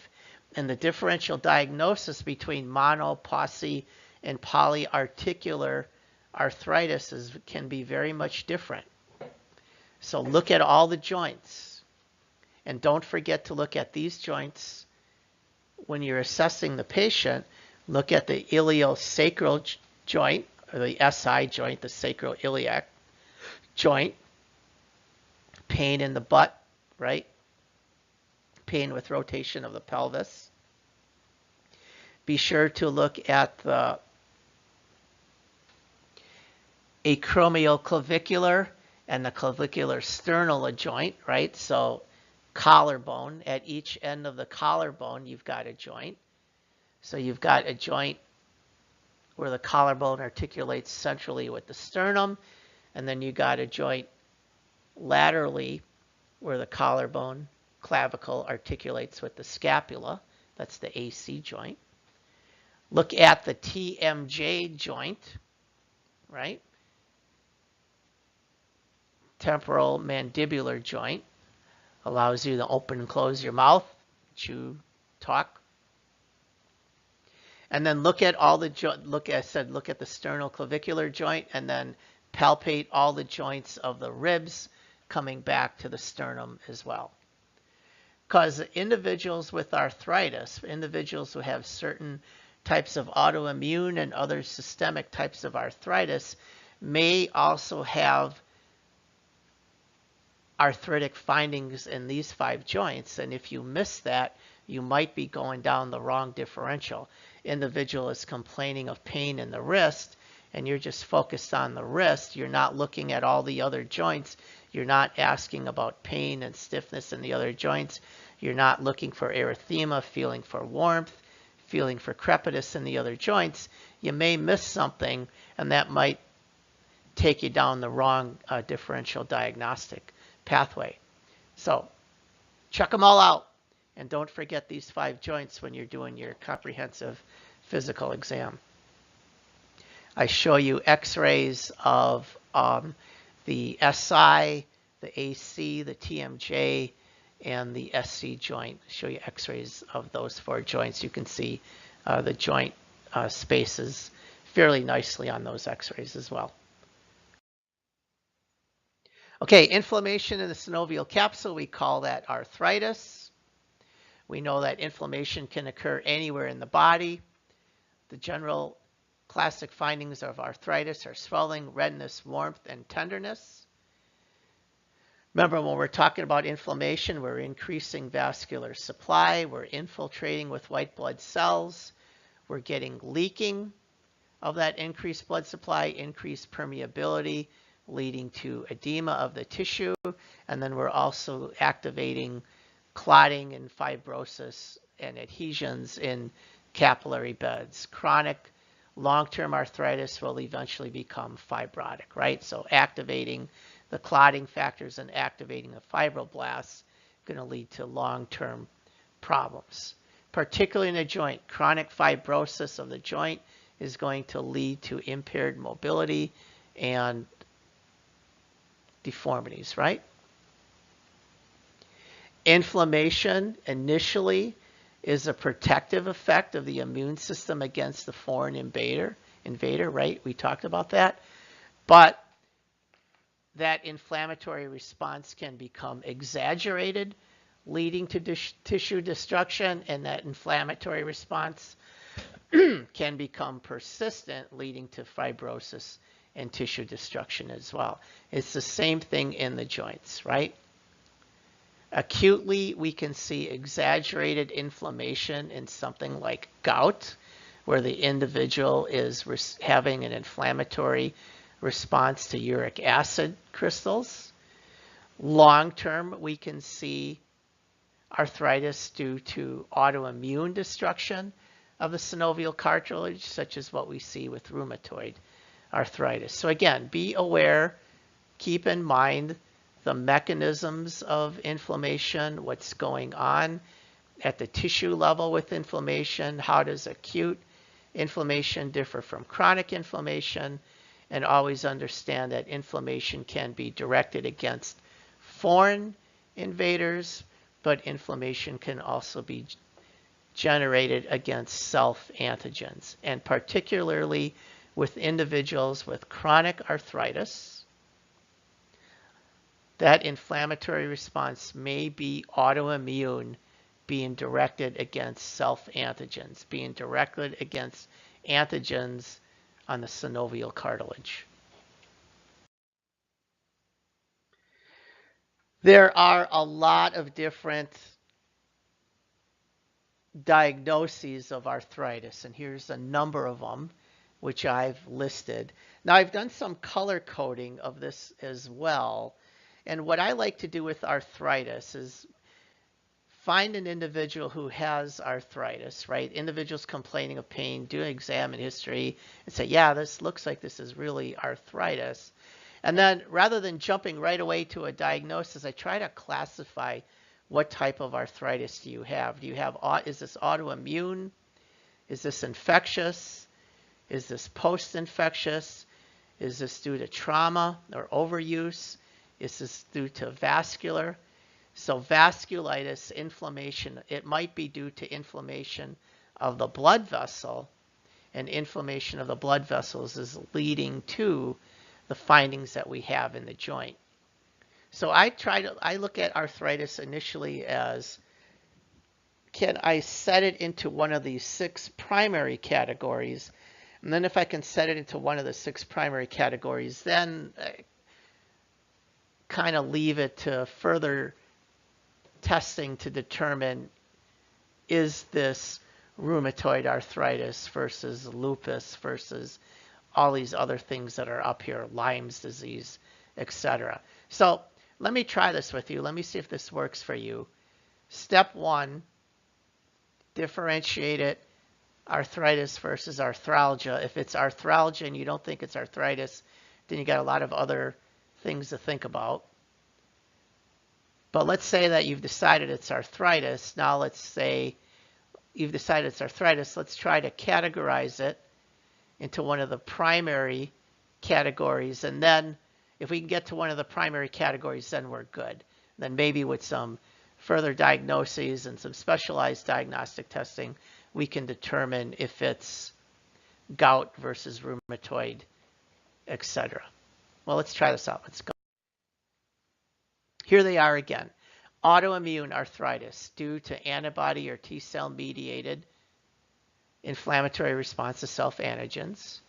Traumatic or overuse, usually due to some type of trauma, maybe small fractures that are occurring in the articular region of bone. Could be due to overuse syndrome, could be due to a single traumatic event. Infectious arthritis, there's an actual live organism in the synovial capsule, and the inflammatory response is being projected towards that live organism. Infectious arthritis is also referred to as septic arthritis because that live organism is almost always a bacteria. Post-infectious arthritis, an individual had some type of systemic infection, maybe a viral infection or a strep infection. An inflammatory response was generated against the infection. That primary infection has been taken care of, but now the inflammatory response has perpetuated, and that inflammatory response is now attacking the joints, post-infectious. And then vascular. Vascular is the inflammation is not against the synovial cartilage of the joint, but the inflammation is against the blood vessels of the joint. And there are some etiologies which do that. Okay, these are all bad. These can all result in destruction of a joint and give you all those acute and chronic findings. But which of these do you think acutely is the most urgent? Which is the one that you do not want to miss right away? Septic arthritis, yes. So an individual with joint pain, one of the first things that you want to determine is this or is this not septic arthritis? And how does septic arthritis typically present? Mono, poly, or poly? Mono, exactly. Monoarticular arthritis. If you got an individual with new onset, new presentation, monoarticular arthritis, one of the things that you better make sure of, that you better feel very comfortable about, is whether or not that's septic or infectious arthritis, okay? So you can see what I'm doing. I get an individual, they got pain, do this complete history and physical exam. In my head, I set to myself, this is or is not arthritis. If it is arthritis, I then start to think, which of the primaries is it? Is it autoimmune? Is it traumatic? Is it infectious, post-infectious, or vascular? And then I go from there, okay? And then getting the definitive end diagnosis to something like lupus, rheumatoid arthritis, whatever, that might take some work, and that may take the help of a rheumatologist or it may take the help of a rheumatologist or looking deeper into what might be some of these other what might be the definitive diagnosis. Can you kind of, I'm stumbling here on my words, but you kind of get where I'm going with this. Don't look at a patient and the first thing you say is, oh, you got lupus or you got rheumatoid arthritis. Look at a patient and say, you got arthritis. That arthritis appears to be one of these 5 primary categories, and now I got to do a little bit extra work to get to your definitive diagnosis. But number one, if it's monoarticular, you better be sure that you can either rule in or rule out septic arthritis. And we'll talk more about septic arthritis as we move on here. Okay, septic arthritis, please don't miss this, right? It is the acute bacterial invasion and infection within the synovial capsule. It can occur in any joint. It can occur at any age group. Young infants to the elderly and everyone in between can get septic arthritis. Septic arthritis is usually due to external entry of the bacteria into the joint. So there's been some trauma to the skin, a bite, a puncture, an abrasion. That bacteria got introduced into the skin, set up either a cellulitis or an abscess, and that infection then extended deeper into the synovial capsule. And we see that with trauma around a joint, right? A bite at the ankle, a puncture around the knee. This is one way that bacteria can get to the joint capsule. In pediatrics, more commonly, septic arthritis occurs because the child got bacteremic. They got bacteria in the bloodstream, and then bacteria in the bloodstream, once it gets in the bloodstream, it's able to get anywhere in the body. Bacteremia then seeds the joint and leads to septic arthritis. So maybe the most common joint that we see in infants and young children with septic arthritis is septic arthritis in the hip. And it's usually not due to some type of external trauma around the hip. It's usually due to bacteremia. They ended up developing bacteria in the bloodstream for whatever reason, from an ear infection or spontaneous bacteremia. Pediatric septic arthritis is usually blood-borne, but the most common cause of septic arthritis is due to some type of external trauma that introduced the bacteria initially into the skin and soft tissue, and then it went deeper to the joint. All right, what is septic arthritis? Pain, redness, swelling, limited range of motion, intra-articular effusion. The individual usually has a fever and usually is sick. They usually have those systemic or constitutional findings such as, malaise, anorexia, fatigue, right? Those systemic effects of inflammation. When do you suspect systemic arthritis? When there's fever with single joint pain and swelling. If you got an individual with fever and single joint pain and swelling, you got to work that up fairly aggressively. If there's an effusion, you may need to put a needle in that joint, get a sample of that effusion, because what are you looking for? Remember, if I said that if it's bacterial inflammation, you're trying to find, what are you trying to find? Bacterial inflammation, you're trying to find pus, right? Collection of white blood cell debris in the bacteria. Where are you going to find that pus in an individual who has septic arthritis? Inside the joint capsule, right? And what's inside the joint capsule? Synovial fluid. So you're going to find the pus, the white blood cells in the bacteria in the synovial fluid. So now you got to be careful. If there is an overlying infection around the joint, so like kind of look at the third picture here, like the picture next to the baby, you see this red swollen knee, right? But you also kind of see you also kind of like see the puncture, and you probably see cellulitis of the skin overlying it. There you got to be careful, right? There you might need to be talking to an orthopedic surgeon or somebody, because I would be very hesitant to drill through an infected area of skin to get into the joint, because you may be introducing stuff into the joint. So be careful before you do the arthrocentesis, before you do the joint tap. Don't go through an infected area. If you are having a hard time feeling a joint, and you're having a hard time determining, is this effusion around the joint, outside of the capsule, versus actually in the capsule, very often you can do that clinically. Very often with good exam skills, you can figure that out.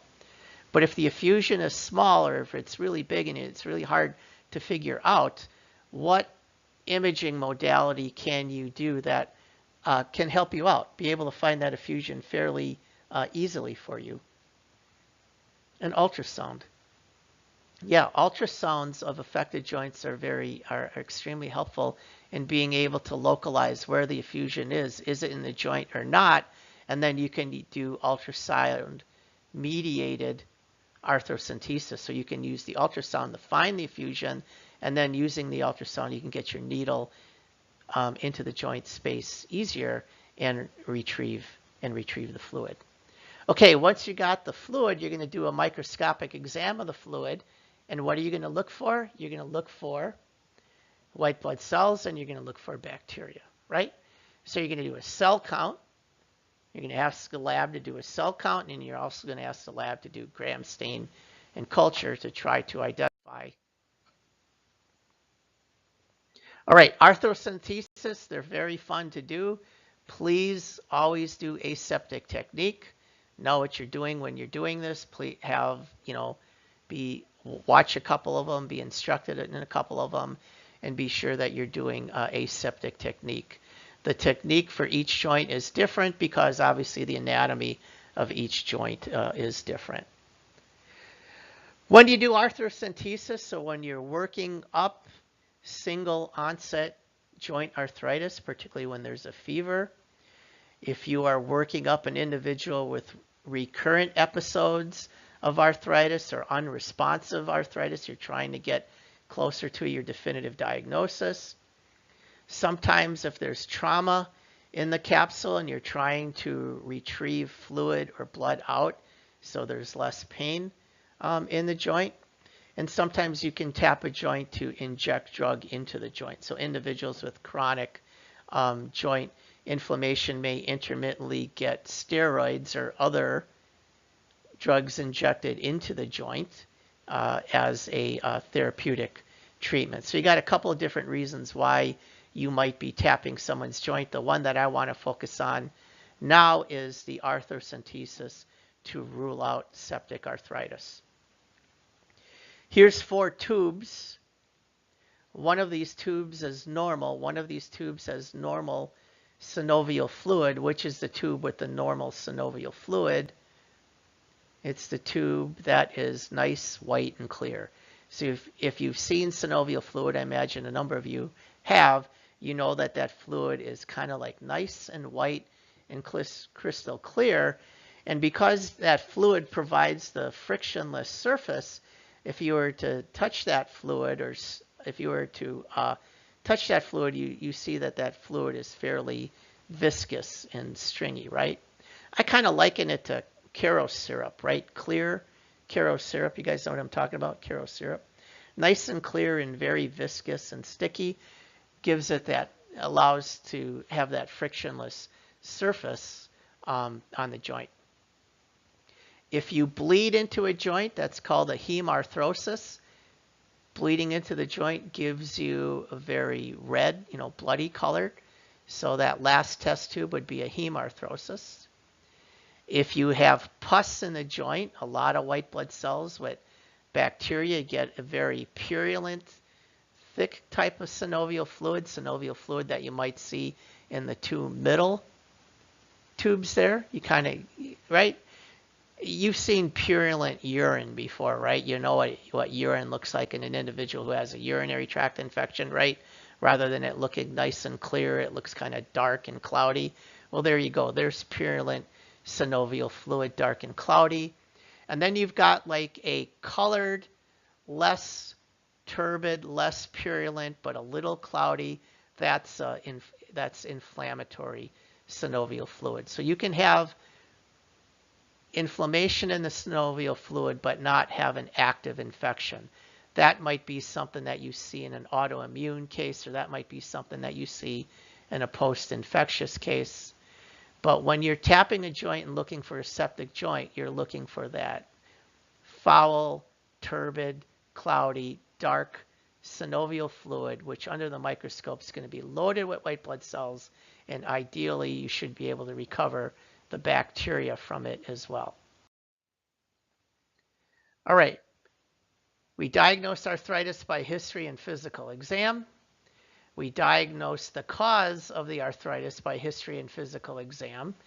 To that, we can add testing of blood, and to that, we can add testing of the joint fluid. So let's, for a moment here, let's talk about synovial fluid. Synovial fluid is fairly clear. There might be a little bit of white blood cells in there. Less than 200 white blood cells might be considered normal. Septic arthritic fluid is going to be purulent, loaded with white blood cells. You might see different cutoffs than 50,000, but I'm going to use more than 50,000 white blood cells as being indicative of septic arthritis. And then I will use over 5,000 as being indicative of inflammation in the joint, okay? These are just the cutoffs that I'm using. You might find other cutoffs in different literature. In septic arthritis, you would also expect to find the organism, right? So immune suppressed individuals can have almost any type of organism causing septic arthritis. Immune competent individuals and individuals with a healthy immune system, the common culprits of septic arthritis are Staph aureus, both methicillin sensitive and methicillin resistant. Group A strep, which is also known as strep pyogenes. Pneumococcus, also known as Streptococcus pneumoniae, and Gonococcus Neisseria gonorrhea. So Staphylococcus, Streptococcus, and gonorrhea being the three common bacterial culprits of septic arthritis.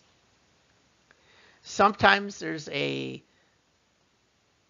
difficult to differentiate inflammatory versus septic. But for purposes of this course, if you have more than 50,000 white blood cells, or if you have presence of bacteria on gram stain or culture, you have septic arthritis, okay? Remember, there are types of arthritis that aren't acutely infectious, and you would expect to find some degree of white blood cells in there. The fluid might look cloudy, but shouldn't be purulent, and you should not be finding bacteria in there. You should not be finding bacteria in there, correct? All right, let's see if you can do this. I have three. You see the normal synovial fluid in the upper left, then you see three abnormal synovial fluids, and then you see three gram stains. So can you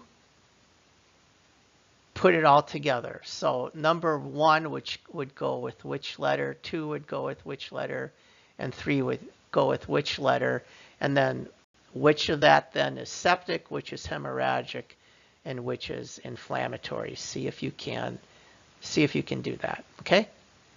And then I've got a site on Blackboard where people can post their answers, and let's see how people are doing with this, all right?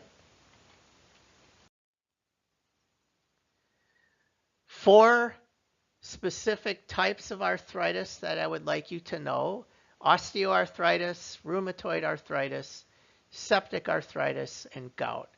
And I'm not going to read through this whole PowerPoint, but I want you to read through this, and then I want you to do that really quick look at the table or the figure that talks about each one of these, okay? So I want you to know something specific, what's on this slide, the specifics about osteoarthritis, the specifics about rheumatoid arthritis, specifics of septic, we've already talked about septic, and specifics of gout.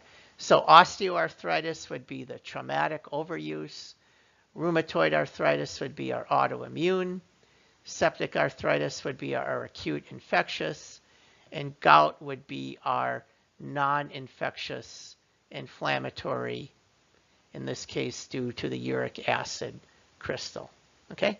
So spend a little bit of time, take a look at that, and at least understand a little bit of each of these 4. And then I'll give you a case to think about. Bob is 46. He loves to run. Maybe he's running more than he should. He had an ACL, anterior collateral ligament injury, at age 22 on his right knee, and he had that surgically repaired. Every morning he complains of being stiff in both of his knees, but more so on his right than on his left. His occupation is a plumber, and he says that the joints of his hand and his wrist are stiff at the end of each day. He's now complaining of low back and butt pain, and you see him in the office today with a swollen right knee. Wow, how would you approach that? I'm not going to, I don't have, this is theoretical for you to think about, but how would you approach this guy?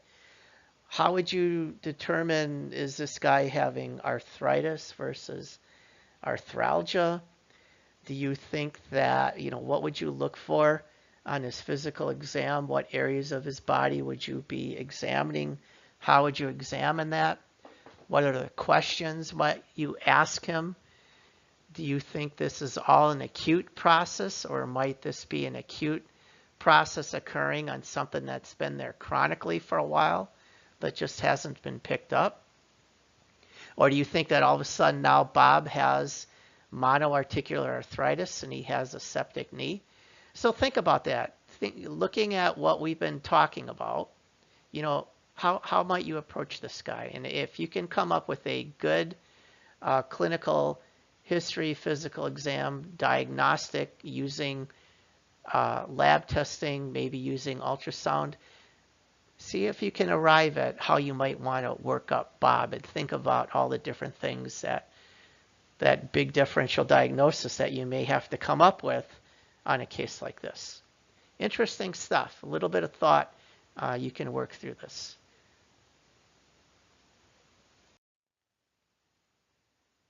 Next pathology to move into is osteomyelitis, acute infection of bone. So septic arthritis, acute bacterial infection of the synovial capsule.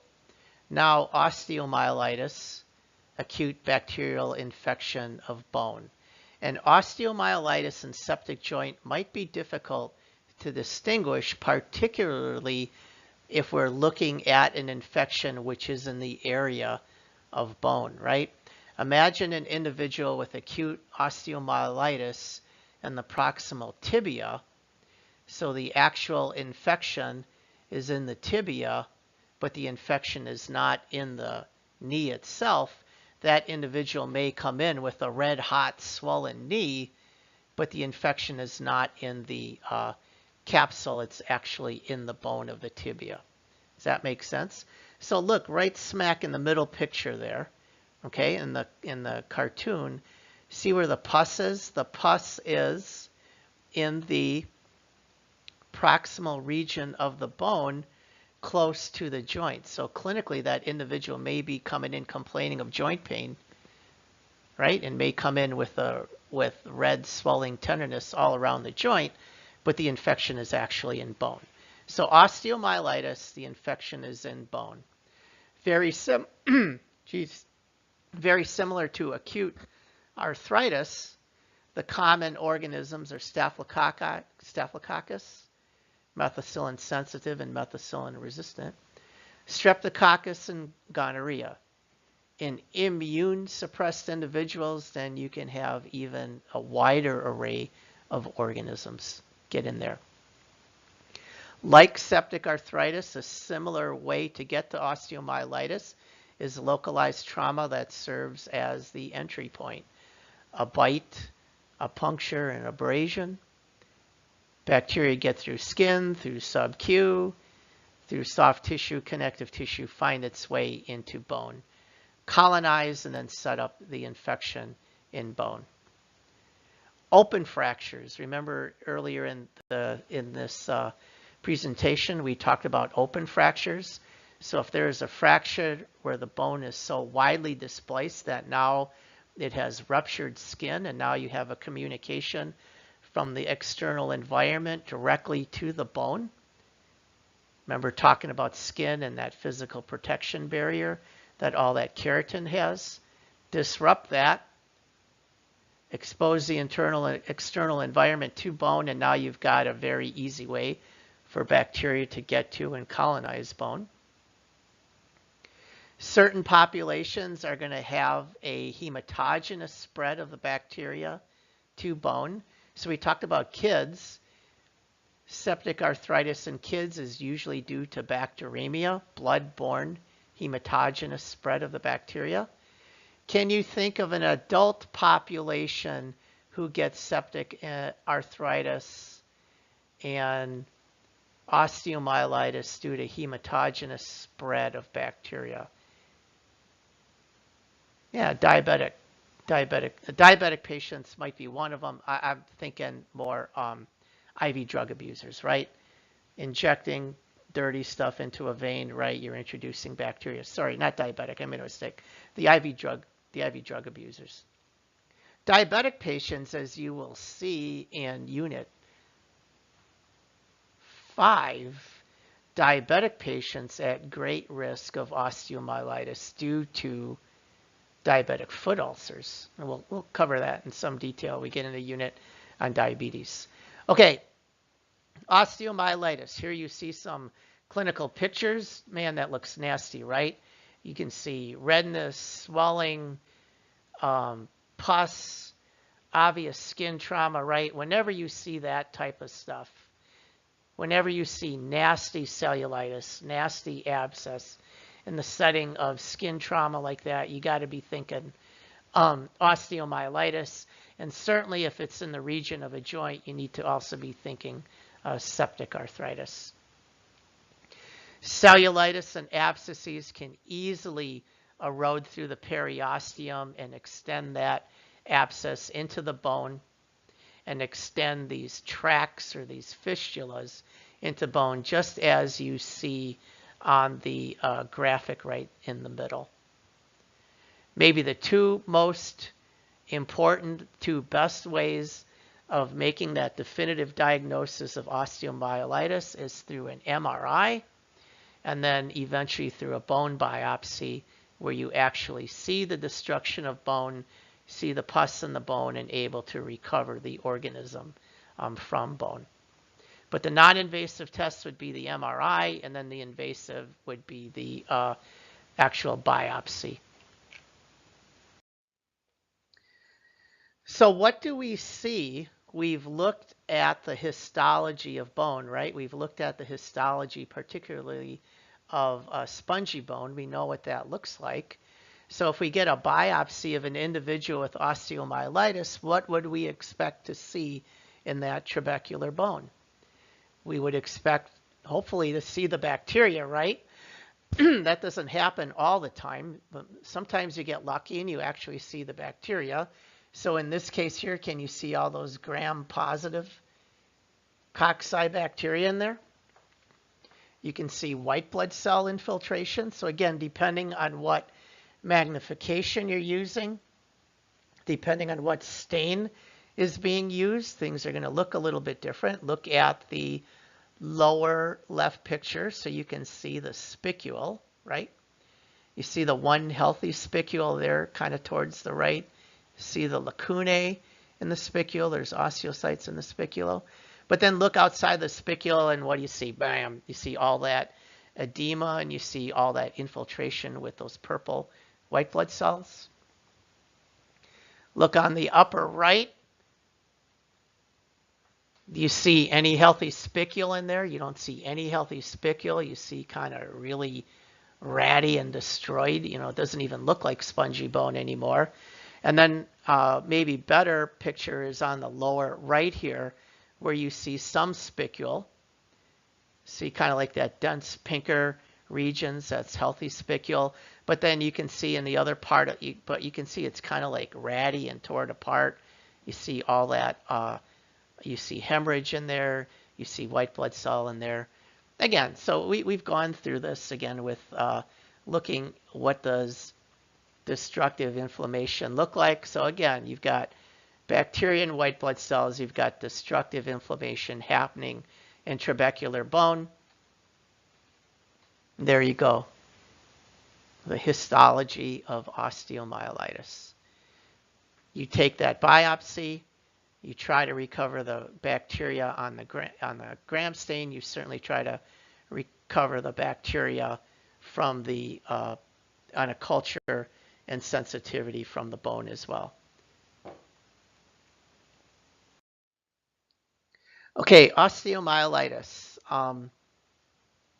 There is a nice review article that I have on osteomyelitis. I'll post that on Blackboard for you, and I will consider that to just be FYI for your information type reading. I won't, everything that I'm testing you on osteomyelitis is coming off this PowerPoint presentation, but for your information's sake, future reference, I'll post the article for you. Osteomyelitis can be due to both gram-positive and gram-negative organisms. In immune-suppressed individuals, such as a cancer patient or individual with AIDS, you can see osteomyelitis from tuberculosis or fungus. Remember, you can either get osteomyelitis due to hematogenous spread or localized spread. It's a complication of open fractures. It's a complication of punctures that go into bone. Clinically, it may present very similar to a septic joint. Most of the time that I've seen osteomyelitis, it looks pretty obvious, but sometimes it can be subtle, particularly early in the course. If you got an individual with a fever and extremity pain, always keep that in your differential diagnosis. If you have an individual who's been running a fever for numbers of days, 5, 7 days or longer, and that fever ain't going away, again, you may need to keep osteomyelitis in your differential diagnosis. You could do things like CBCs and SUD rates and plain film x-rays that might help you get to a diagnosis of osteomyelitis. Again, the diagnostic procedure of choice now to make the diagnosis is an MRI and actually find the segment of bone being destroyed by the infection. And for those of you that have seen osteomyelitis, you know that this is not, here's your prescription for oral antibiotic, come back in 10 days. This is hardcore IV antibiotic treatment. This is individuals on IV antibiotics for 3 weeks or longer. If you can recover a specific organism and get sensitivity, maybe they're just on one antibiotic, but initially they may be on broad spectrum coverage until you can actually identify what's causing it and what antibiotics that organism or organisms are sensitive to. X-rays. Can you see osteomyelitis on an X-ray? If you're lucky, you can. If you're lucky, you can. Early in the course of osteomyelitis, it might be difficult to see. The most common finding of osteomyelitis that you see on an X-ray is soft tissue swelling. But you see that when you're examining the patient. Hey, I got pain over this bone. You look at the bone looks swollen and red. You see that with your own eyes. You can see soft tissue swelling on the X-ray. And that first picture on the left, you can see the soft tissue kind of looking swollen. Other findings of osteomyelitis that you may see on an X-ray, you may see a localized osteopenic or a localized lytic reaction. And in all of these X-rays, the arrows point to a localized segment of osteopenia or a localized segment of what we call a lytic lesion, the bone looking less dense. Remember, in osteoporosis, that affects a number of bones, so you get that less dense area all around. But in a localized lesion like osteomyelitis, you just might see one little segment. Sorry. It's hard for me to keep talking. I keep hiccuping and stuff. All right, here we go. You don't need to hear about my hiccuping. All right. If you look at bone and you see one localized region of osteopenia, or what we would call a lytic lesion, one thing that you got to think about is maybe there's an infection there. Maybe that's osteomyelitis.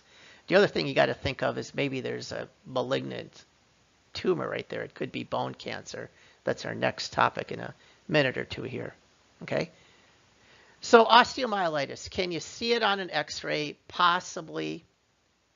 Don't rely on a normal X-ray as saying that it's not osteomyelitis. If you believe that an individual has osteomyelitis and you're really concerned of that, then the real diagnostic modality is an MRI. If you see a lytic lesion on an X-ray, then you have to do an MRI because the MRI is going to help you distinguish, is this cancer versus a benign cyst versus an infection. So solitary lytic lesions, such as you see on these X-rays, You got to work that up. You got to determine what that is. And one of the things that it might be is a localized osteomyelitic infection. Okay, folks, hang in there. We are at 2 hours and 20 minutes right now, and we are less than 10 slides away from being done and entering into our last topic here. So as we enter into our last topic, I'm going to pose this question to you. What do you see that is different about these fractures? So you can see the fracture, right? But you also see some other things going on. What else do you think is happening in this bone? First off, other than the fracture, does the bone look normal to you, or do you see some unhealthy segments of bone? Well, you know I wouldn't be posing this question if there weren't something wrong, right? This is what's referred to as the lytic lesion. So the lytic lesion is a localized area of bone which has been demineralized and is kind of being chewed away, right? Now, a solitary lytic osteoporotic lesion. And I just mentioned in the last slide that one thing that can do that to bone is osteomyelitis. Remember I mentioned Paget's disease, so maybe Paget's disease can do that to bone.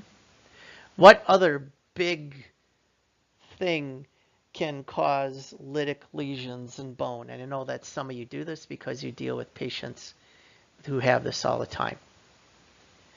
Cancers, right? A cancer in bone, whether it's a primary cancer that originated in bone or a metastatic cancer that metastasized to bone, cancers of bone can also cause lytic lesions. And what we're looking at here are people who have fractures, and the fractures have occurred through a segment of bone where there is a tumor, where there's a malignant tumor.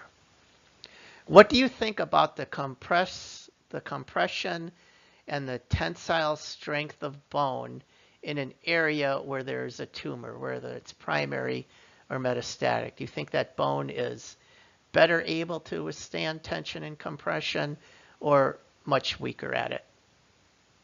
Clearly much weaker at it, right? Because bone has tensile and compressive strength due to the calcification and due to the collagen matrix in there. Once you start eroding the collagen matrix and start eroding the inorganic hydroxyapatite, right, the mineralized area of bone, that bone gets weaker. And for those of you who have been in clinical medicine for a while, I'm sure a number of you have seen individuals whose first presentation of bone cancer was a fracture, right? And usually a fairly trivial event, something that normally should not have broken their bone, a little slip or misplacement, and they end up with a fracture, and they take an x-ray, and then they find out that that fracture has gone through a segment where there's a tumor. So let's talk about bone cancers really quickly here.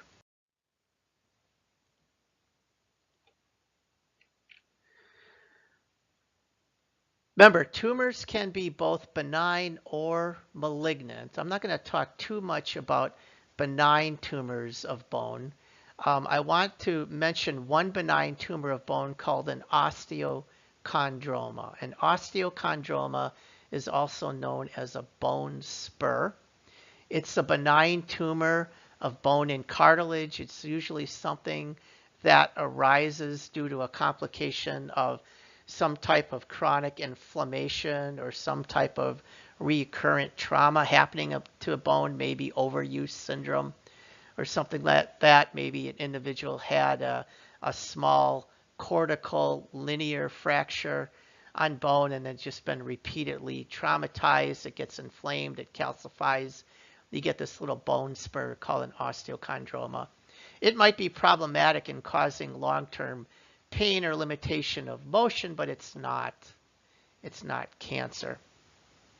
If you have a tumor of bone that has anaplasia or invasion, or it got there through a metastatic process, right, has any of those three or any combination of those threes, then you know that you have cancer, right? You have malignancy. And malignancy of bone, just like malignancy of any other tissue, can come two ways. It's primary, it originated there, or it's metastatic, it came from somewhere else. So breast cancer, lung cancer, prostate cancer, those commonly metastasize to bone. Leukemia and lymphomas also can metastasize the bone. We're going to talk more about leukemias and lymphomas when we get into the hematology section. We'll talk more about lung cancer, prostate cancer, etc. We get into those units. What I want to focus on now is the common types of primary bone cancers, or cancers, malignancies that originated within bone.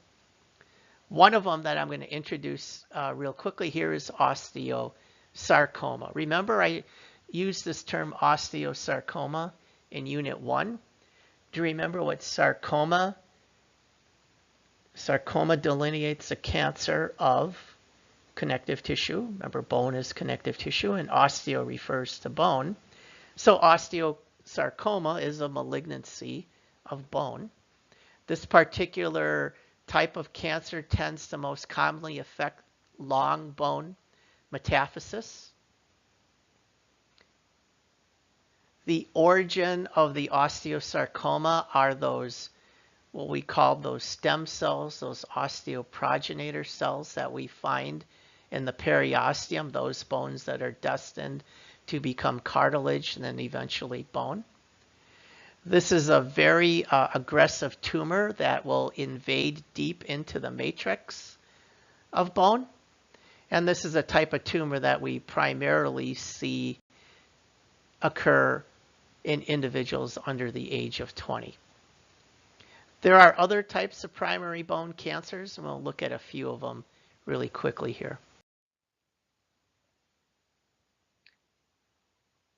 General malignancy concepts again. Let's do a bone biopsy. So that upper histology that we're looking at healthy trabecular bone. We can see those healthy spicules, dense pink spicules with a small lacunae in it. We can see the bone marrow all around that. The white region that we see in there is fat.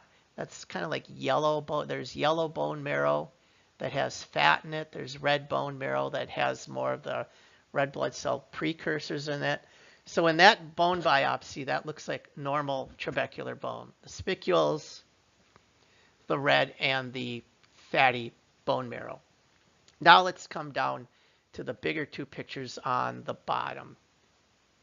And that in no way looks like our healthy trabecular bone. Remember, when we're talking about cancer, we're talking about the organ losing its architecture, the organ being the normal cells being replaced by these abnormal anaplastic cells, the loss of polarity, the abnormal mitotic figures, multiple nuclei, multiple nucleoli. Sometimes the pathologists say the nucleoli look foamy. They have like a bubbly appearance to it. So take a look at those pictures at the bottom, right? And you see all this lack of architecture, cells going every which way, no polarity. If you look really close, you can see some really abnormal mitotic figures in there, right? That's all anaplasia. So just like we see anaplasia and loss of architecture in skin cancer, we talked about last week, we see that same type of disorganized growth of cells in primary bone cancers as well. And a good pathologist will be able to look at something like this and be able to tell you whether or not that's primary bone cancer, what type of primary bone cancer is it, or whether or not it's a metastatic cancer, and then tell you where that may have came from.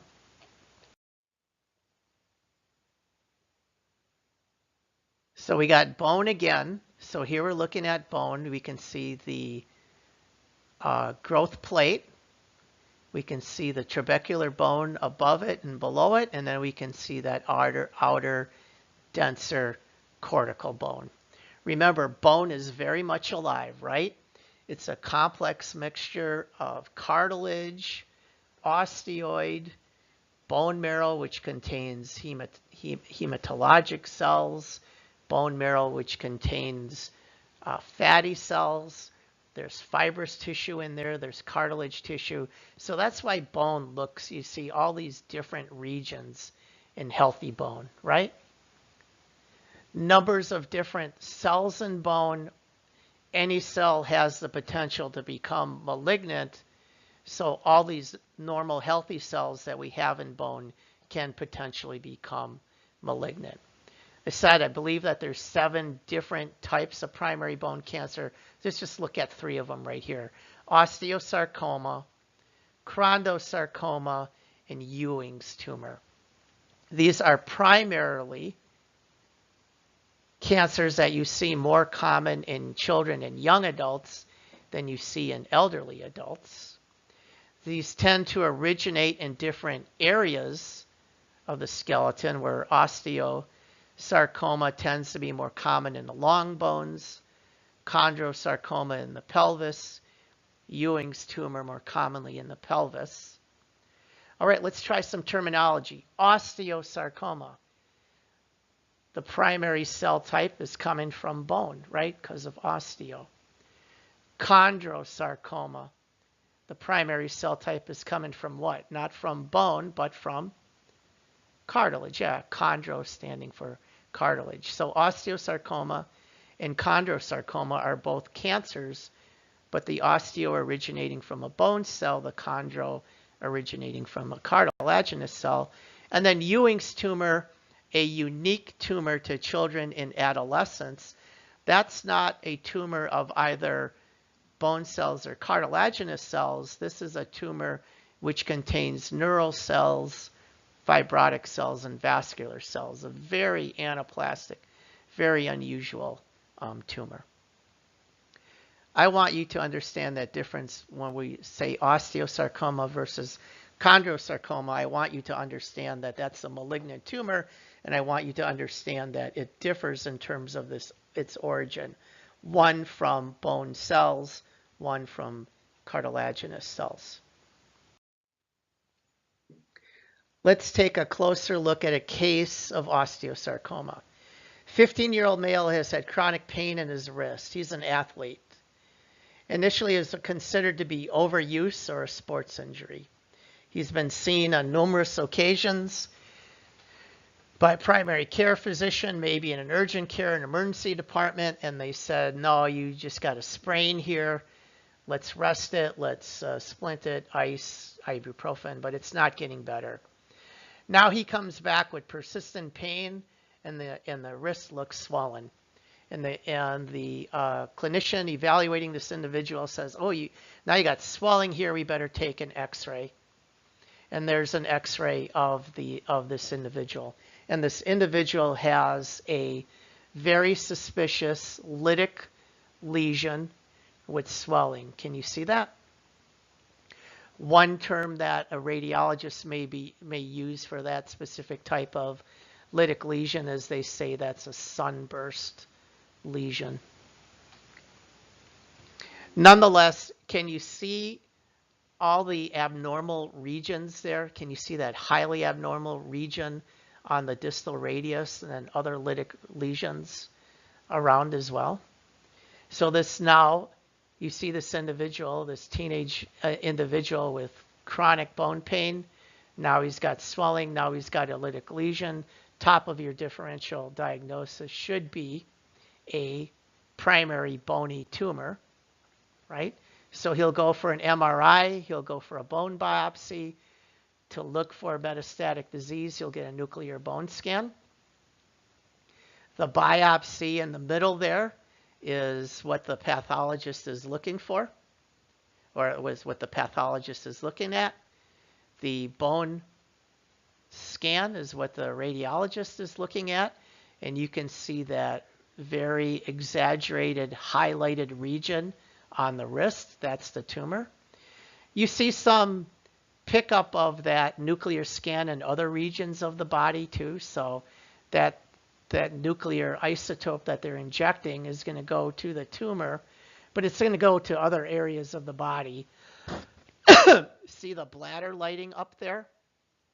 The bladder is lighting up not because there's all that, not because that cancer's in the bladder, but the nuclear isotope which is injected in is going to be eliminated through the kidneys, so it's going to concentrate in the urine. It's going to light up the bladder. It's also going to get into some other growth plate areas, so you see it lighting up some other regions of the body. But the big tumor is right there at the wrist. And then come back to the histology, and you can see that is very abnormal bone biopsy, right? We're looking at it at a lower magnification, and then when the pathologist zeroes in, they're going to look for some very specific types of cells. And there is a cell which is unique to the osteosarcoma called the spindle cell. So if the pathologist sees this lytic lesion on bone, all this anaplasia and invasion in bone, and finds these malignant spindle cells, then they're going to make a diagnosis of osteosarcoma. So this is one way that a primary cancer may present in a young adolescent. Initially may look very benign and very subtle, and may be attributed to trauma or a bony or overuse syndrome, whatever. The key here is it's not going to get better, right? Simple measures like rest and ice and elevation, it won't get better, and it will just continue to invade. So I have this thing. I know, we try to limit, at least in emergency departments, we try not to do unnecessary examinations. Now, we don't need to get CBCs on everybody with a fever. We don't need to get x-rays on everybody who falls, or CAT scans on everybody who gets hit in the head. But because I've seen this so many times, one of the things that kind of, at least the type of job that I do, and what kind of always scares me, are these kids who come in with bone pain. And particularly if they're coming in with pain that they've already been looked at once before, and they said, hey, I've got this pain. They thought it was a sprain, but it's not getting better. Or I got this pain, and this ain't a kid who's very active and athletic, or they got pain and they're swelling. Boy, I don't have a problem with doing a quick x-ray just to look to see, is there anything there? Because if there is anything that hints of a lytic lesion, maybe I'm picking something up really early that now I'm going to refer to the radiologist to look with a MRI, or refer that to an orthopedic doc, because you can miss some of these primary bone cancers in kids in the early stages, because that first presentation might be nothing more than, hey, this really hurts and I don't know why it's hurting me. So something to think about. Metastatic cancers. Most malignancies of bone are metastatic, right? Remember, metastasis is one of the three properties of cancer. I'm going to put another file up on Blackboard for you to take a look at. I won't test you on anything on it, but again, just an FYI, I'm going to put a PDF file up from the American Cancer Society on bone cancer. And again, that's just another simple thing that you can look at. Keep that in, for future reference.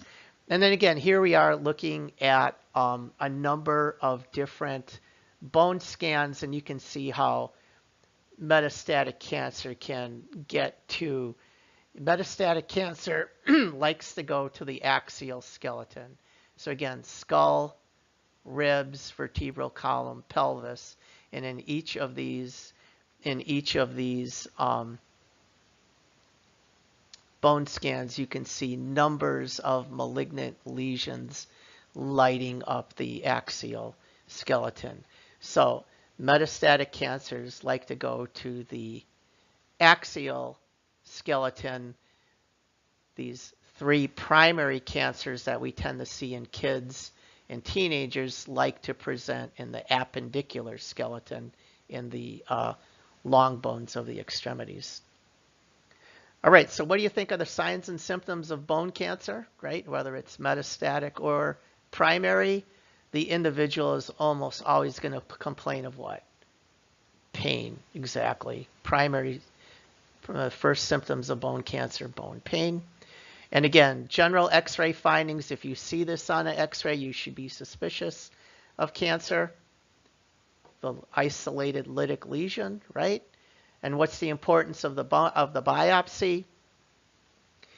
To determine what it is, right? To look for anaplasia and for the pathologist to look for specialized cells or pathologic findings, which is going to lead him or her to make a definitive diagnosis of not only is this cancer, but what type of cancer it is, right?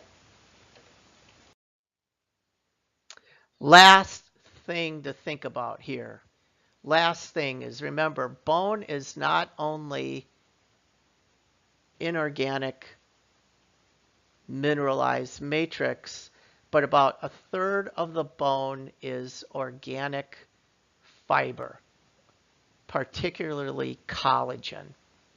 So we have primarily been talking about pathologies of the bone, the inorganic hydroxyapatite, the mineralized portion of bone. There are some pathologies of the organic portion of bone, the collagen of bone. And again, what we're seeing in these two graphics right here is collagen or organic, the organic composition of bone, the collagen, accounts for about 1/3 of all the structure in bone. So what is the one pathology that I want you to be aware of, which affects the collagen of bone? Here it is on the last slide. Here we go. That last pathology that we're looking at is something called osteogenesis imperfecta.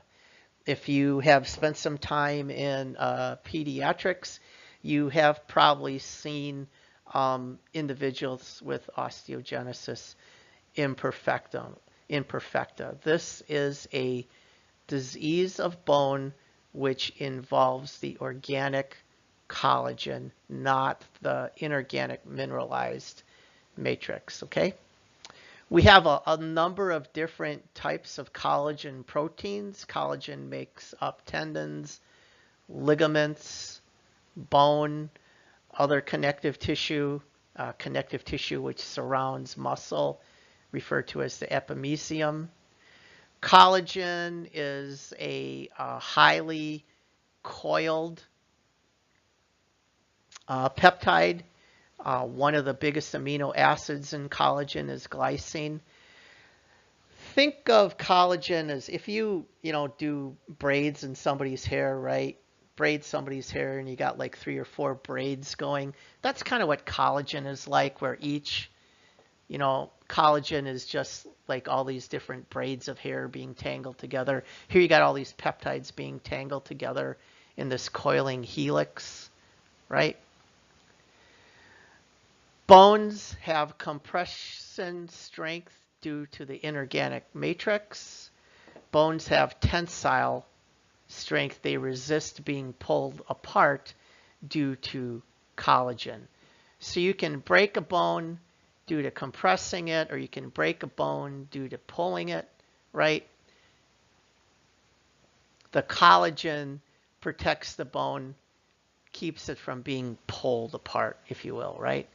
So an individual who has osteogenesis imperfecta, and there are 7 different types of osteogenesis imperfecta, has impaired collagen synthesis, and that impaired collagen synthesis can lead to a wide array of adverse collagen effects throughout their body, but most importantly on bone.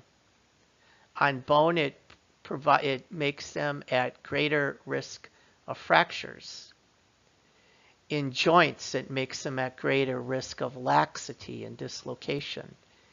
Its skin, it makes them at greater risk of skin breakdown and trauma to the skin. So osteogenesis imperfecta, a disorder of collagen, can adversely affect bone, but it can adversely affect all types of collagen around the body. These individuals tend to have very weak healing, very impaired healing of skin and connective tissue. They tend to have visual problems due to poor collagen in the lens. They tend to have short stature. They tend to have very weak muscles, hypotonia, and then again, like I said, a lot of skin breakdown. And it's all due to disorders of collagen. We're not going to get into all the different subtypes and all the genes that control this, but be aware that there are numbers of different types of osteogenesis imperfecta, some of them on the relatively mild range and some of them on the severe lethal range.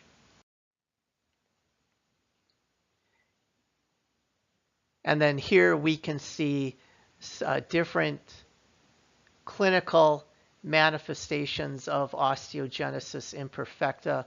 How severe it manifests is depending on what type the individual has. And again, certain types are going to have much more of a severe or lethal effect than will the mild types. Very deformed bones. Scoliosis is almost always a hallmark of osteogenesis imperfecta.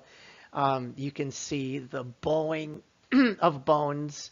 And again, those bones are at great risk of fracture. Even minimal injury and minimal trauma can lead to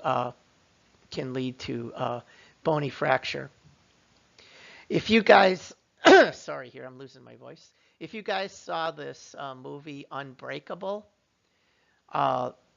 Elijah, that's a Samuel L. Jackson. He was the guy who was kind of like the villain in Unbreakable. He had osteogenesis imperfecta, and he talked about what it was like growing up as a kid with osteogenesis imperfecta. If you remember the movie, he referred to himself as Mr. Glass because he was always shattering from all the fractures that he had.